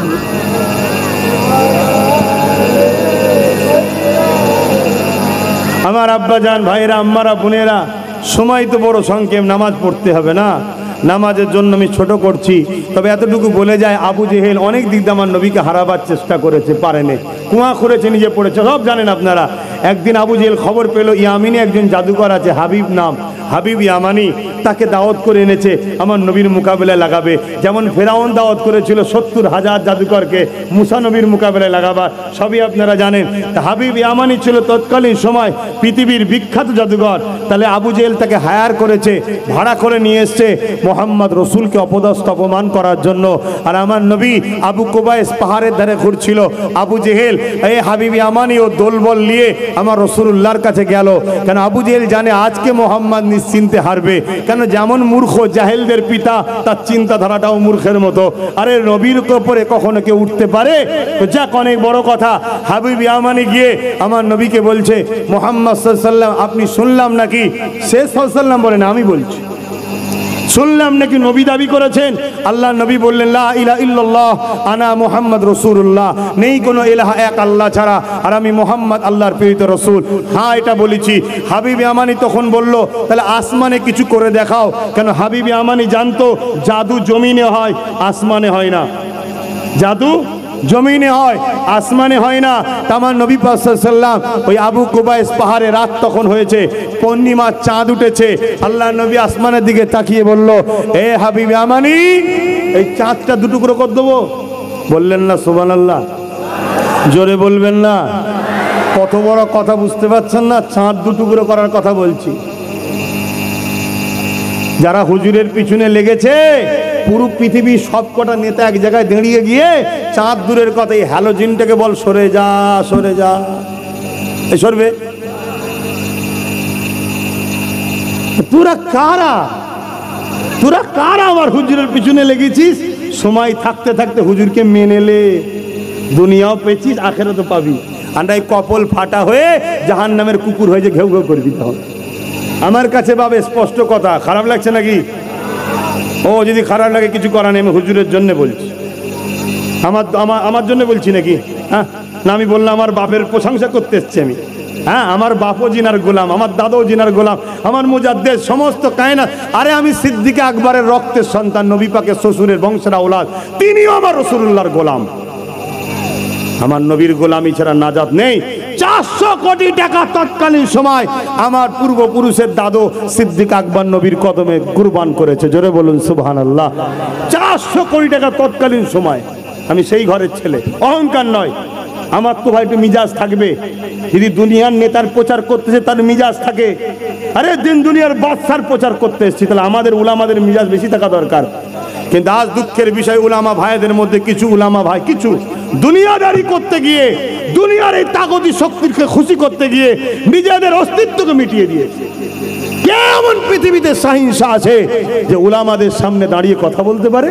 তোমরা রসুলের প্রচারক, তোমাদের সম্মান, তোমাদের ইজ্জত কত। কিয়ামত দিন আল্লাহ আলেমদের ঘরে বলবে তোমরা কেন কাতার দিচ্ছ, তোমরা কেন ময়দানে মাশরে দাঁড়িয়ে আছো? যাও, তোমাদেরকে আমি আলেম বানিয়েছি, এমনি যাও জান্নাত চলে যাও। জোরে বলুন সুবহানাল্লাহ। তাদের শান কত। আজকে উলামা ভাইয়ের মধ্যে কিছু আল্লাহ আমাদেরকে হেদায়েত দেন, মিলে জুলে সব তওবা তিল্লা করে হুজুরের দিকে খেয়াল করে মিলতে হবে, এক হতে হবে, ঠিক না বেটি? কিন্তু একের মূল লক্ষ্য কি? মূল লক্ষ্য হবে হুজুর। কোরআন দেখে এক করলে হবে না, খারাপ নেবেন না। কোরআন দেখিয়েছিল খারিজিরাও, কিন্তু কোরআন আমাদের ঘরে যেটা আছে কলম কালি কাগজের উপরে রয়েছে, আর বাস্তব কোরআন হলো মুহাম্মদুর রাসূল। জোরে বলুন সুবহানাল্লাহ। অর্থাৎ কোরআনের প্র্যাকটিক্যাল তিনি, তিনার লাইফটাই হলো কোরআন। আম্মা জান আয়েশা বলছে তোমরা কি কোরআন পড়োনি? সাহাবাদের বলছে আমার নবী হলো পুরো 30 পারা কোরআন। জোরে বলুন সুবহানাল্লাহ। তিনি যা করেছে কোরআন করেছে, কোরআন অনুযায়ী করেছে। অতএব এক হতে হবে, হুজুরের জন্য হতে হবে। মাদ্রাসা বাঁচাতে হবে, কিন্তু নবীকে যারা মোরা ভাবে তাদের সঙ্গে নয়। কথা বুঝে আসছে না? নয়, মসজিদ বাঁচাতে হবে, যারা আমার আল্লাহর খুব ধরে ভুল ধরে তাদের সঙ্গে নয়। এই হচ্ছে আমার কথা। সংখ্যা কম হোক, 313 জনই বদরে যথেষ্ট ছিল, এক মঈনুদ্দিনই যথেষ্ট ছিল। এমন করে সালাউদ্দিন আইবি 12,000 4 লক্ষের মোকাবেলায় যথেষ্ট ছিল। নবীর হও, নবীর হও, নবীর হও, নবীর হও, বারবার বলে যায়। কিচ্ছু করতে হবে না, নবীর হয়ে যাও। আল্লাহ তোমাকে রাস্তা দেখিয়ে দেবে, তোমাকে আল্লাহ রাস্তা দেখিয়ে দেবে। কেন? আল্লাহ নবীকে ভালোবাসে। কথা শেষ, ক্লিয়ার। তো ভাই আমার নবী পাক সাল্লাল্লাহু আলাইহি সাল্লামকে ওই জাদুকর জিজ্ঞেস করছে আকাশে কিছু দেখাও। আল্লাহর নবী বলছে এ হাবিবি আমানি চাঁদটা দুটুকরো কর দেবো। জোরে বলুন সুবহানাল্লাহ। তার মুখে আর কথা নেই। কি করে কথা হবে? চাঁদ দুটুকরো মানে যে সৃষ্টিকর্তা সৃষ্টি, তার কখনো রদবদল সৃষ্টিকর্তা ছাড়া অন্য কেউ করতে পারে? কিন্তু সৃষ্টিকর্তা তো তার বন্ধুকে পাওয়ার দিয়েছে। জোরে বলুন সুবহানাল্লাহ। হাবিব উঙ্গলিটা শুধু ইশারা করেন না, দেখবেন আপনার গোলামির প্রমাণ চাঁদ কেমন ভাবে দেয়। আমরা তো শ্রেষ্ঠ মখলুকে চাঁদের কাছে হেরে গেলাম। চাঁদ নিজেকে পুরো দুটুকরো করেছে হুজুরের প্রেমে। জোরে বলুন সুবহানাল্লাহ। কেন? হুজুরের আজমাতের ব্যাপার, হুজুরের শানের ব্যাপার, হুজুরের মাকামের ব্যাপার। চাঁদ নিজের কষ্টকে দেখে নেই, তারও জান আছে। নিজেকে নিজে টুকরো করছে, কেউ কাকে কাটছে আলাদা কথা, নিজেকে নিজে পুরো দুটুকরো করে এক ফালি আবু কুবাইস পাহাড়ের এইদিকে আর এক ফালি ওইদিকে, কিছু সময় নয় মধ্যরাত পর্যন্ত চাঁদ এভাবে নিজেকে টুকরো করে রেখেছে হুজুরের কুরবানিতে। জোরে বলুন সুবহানাল্লাহ। আরো জোরে বলুন সুবহানাল্লাহ। হাবিবে আমানি তো দেখে অবাক। আবু জেহেল বলছে দেখলে হাবিবে আমানি মোহাম্মদ কত বড় জাদুকর, নাউজুবিল্লাহ। হাবিবে আমানি আবু জেহেলকে এক ধমক দিয়ে চুপ করো। কেন? আবু জেহেল তো মূর্খ। হাবিবে আমানি জানে চাঁদ যখন দুটুকরো করেছে ইনি জাদুকর নয়, ইনি জাদুকর নয়। কেন? আসমানে জাদু চলে না। কিন্তু হাবিবে আমানি তখনও কলমা পড়েনি। আমরা তো সহজে মুসলমান, তাই ধর্মের উপরে গুরুত্ব নেই। অত সহজ হিন্দুস্তানের আপনার সমুদ্র গড়ে ইসলাম এত সহজে এসেছে নাকি? হ্যাঁ, আমার গরিবে নওয়াজকে কম কষ্ট করতে হয়েছে? হ্যাঁ, রাস্তা দিয়ে যাচ্ছে 40 জন আগুনের উপাসনা করছে, গরিবে নওয়াজ বলছে কি করছো? না আমরা আগুন করে খোদাকে খুশি করছি। কথা বুঝে আসছে? কতদিন? 40 বছর। তাহলে একজনকে হাত দাও, তারা বলছে হাত দিয়ে যে আগুন তো পুড়িয়ে ফেলবে। গরিবে নওয়াজ বলে উঠেছে আগুনের পুরানো ক্ষমতা নেই, তারাও জ্বালালে এসে গেছে, বলছে তুমি হাত দাও। গরিবে নওয়াজ বলছে আমি তো উপাসনা করিনি, তোমরা তো করছো, তাহলে দাও। গরিবে নওয়াজ বলছে যখনই বলেছো তাহলে দেখো। তাদের একটা বাচ্চা ঘুরছিল, সাথে করে নিয়েছে আর আগুনে ঢুকে গেছে। বলুন সুবহানাল্লাহ। চিৎকার চেঁচামেচি শুরু হয়ে গেছে। আরে আরে ফকির সাহেব একা গেল, আমাদের বাচ্চাটা নিয়ে চলে গেল। এলাকা মাই লোক হই হই হয়ে গেছে। বেশ ঘন্টা খানেক কেটে যাচ্ছে চারিদিক থেকে। তখন তো এত ফোন ছিল না, গাড়ি লিয়ায়, পানি দে, দমকল দে। কথা বুঝে আসছে না? সব লোক জড়ো হয়ে গেছে। আমার গরিবে নওয়াজ সুলতান হিন্দ আওলাদে রসুল আতায়ে রসুল মঈনুদ্দিন আজমিরি সঞ্জালি হুজুর কাপড় ঝাড়তে ঝাড়তে বাচ্চাটা নিয়ে বেরোচ্ছে। জোরে বলুন সুবহানাল্লাহ। আরো জোরে বলুন সুবহানাল্লাহ। আরে হুজুরের গোলামের যদি এই পাওয়ার হয় তাহলে আমার নবীর পাওয়ার কত? গাছ তোর নাম কি ফলে পড়ে যায়, ফল যদি এই হয় তাহলে মূল গাছ হুজুর তিনার পাওয়ার কত? তো যাই হোক, চাঁদ দুটুকরো হয়ে গেছে। তখন হাবিবে আমানি কিন্তু কলমা পড়েনি। হাবিবে আমানি আমার নবী পাককে বলতে লেগেছে, বলতে পারেন আমার অন্তরের মধ্যে একটা কথা আছে, ওই কথাটা আমাকে বড় কষ্ট দেয়, বেদনা দেয়। ওই কথাটা কি আপনি বলতে পারবেন? এ যুবকেরা, তরুণীরা, বাপেরা যারা বলে নবী অন্তরের খবর জানে না, বড় দুঃখ লাগে, আফসোস লাগে। আরে সেই জমানার জালিমরা, বেঈমান কাফেররা আমার নবী পাক নবী যে হবে অন্তরের খবর জানে, বিশ্বাস করে। তাই তো প্রশ্ন করেছে আপনি যদি সত্যি নবী হন তাহলে আমার অন্তরের খবরটা বল দিতে পারবে। তার মানে নবী যে হবে অন্তরের খবর আল্লাহ তাকে জানার ক্ষমতা দেবে। এই হাবিবে আমানি বলল আমার অন্তরের মধ্যে একটা কষ্টদায়ক কথা আছে, ওটা কি আপনি বলতে পারবেন? আল্লাহ নবী বলেছিল, এ হাবিবে আমানি রে, তোমার ঘরে একটা কন্যা সন্তান আছে, বয়স তার 8 বছর, যে জন্মগত প্যারালাইসিস, সে উঠতে হাঁটতে পারে না। তোমার মনে বড় কষ্ট, তোমার মেয়েটা যদি সুস্থ হয়ে যায় এটাই তোমার দিল চায়। এই কথা শুনে হাবিবে আমানি চোখের পানি আর রাখতে পারল না। হাবিবে আমানি চিৎকার দিয়ে বলল, মুহাম্মদ তুমি সত্য বলেছো, সত্য বলেছো, সত্য বলেছো। আরো জোরে বলুন সুবহান। হাবিবে আমানির এই কথা শুনে যারা আবু জেলের পিছনে এসেছিল, আবু জেল দলবল নিয়ে এসেছিল, তারা অলরেডি কলমা পড়া শুরু করেছে আমার নবীর উপরে। জোরে বলুন সুবহানাল্লাহ। আবু জেহেল বুঝাচ্ছে হাবিবে আমানি কি হলো, কি হলো। আবু জেহেলকে হাবিবে আমানি আর কোনো উত্তর দেয়নি, সোজা ঘরে যাচ্ছে। তখনও কলমা পড়েনি, তখনও কলমা পড়েনি, সোজা ঘরে যাচ্ছে। অনেক দিনের রাস্তায় ইয়ামিনে চলে গেল, সময় নেই বলে তাড়াতাড়ি বলছি। ইয়ামিনে পৌঁছে যাওয়ার পরে হাবিবে আমানি ঘরের দরজায় আঘাত দিয়েছে। ডাক যখন দিয়েছে দরজাখানা খুলে গেল। কে খুলেছে? হাবিবে আমানি চোখ বড় হয়ে গেছে। যে মেয়েটা আমার ঘরে রয়েছে 8 বছর বয়স, হাঁটতে পারে না, চলতে পারে না, আমার ওই কন্যাটা যে কিনা জন্মগত প্যারালাইসিস, সে হাঁটতে হাঁটতে এসে দরজাখানা খুলে দিয়ে দাঁড়িয়ে রয়েছে। এ যুবকেরা, তরুণেরা, এ নবী পাকের প্রেমিকেরা, আমার নূর নবী, দয়ার নবী, উম্মত তুমি আমি নবী নবী করো, আল্লাহ তোমাকে আমাকে বাঁচিয়ে দেবে। আমার নবী পাকের শান মর্যাদা করো। দেখো ওই সময় হাবিবে আমানিকে ওই মেয়েটা বলতে, হাবিবে আমানি জিজ্ঞাসা করছে, মা রে তোমার এই অবস্থা কি করে হলো? ওই কন্যা সন্তান 8 বছরের মেয়েটা বলে, বাবা আমি রাত্রিরে ঘুমিয়েছিলাম, একদিন একটা নুরানি চেহারাওয়ালা মানুষ আমার কাছে এসে বলতে লাগলো, মা রে তুমি উঠে দাঁড়াও। আমি বললাম আমি উঠতে পারি না। ওই মানুষটা তখন বলতে লাগলো, মা রে তুমি বলো লা ইলাহা ইল্লাল্লাহ মুহাম্মাদুর রাসূলুল্লাহ, এটা মেনে নাও। এটা মেনে লিবার পর তুমি বলো বিসমিল্লাহির রহমানির রহিম বলে উঠে দাঁড়াও। আমি কলেমা পড়লাম, বিসমিল্লাহ বলে দাঁড়ালাম।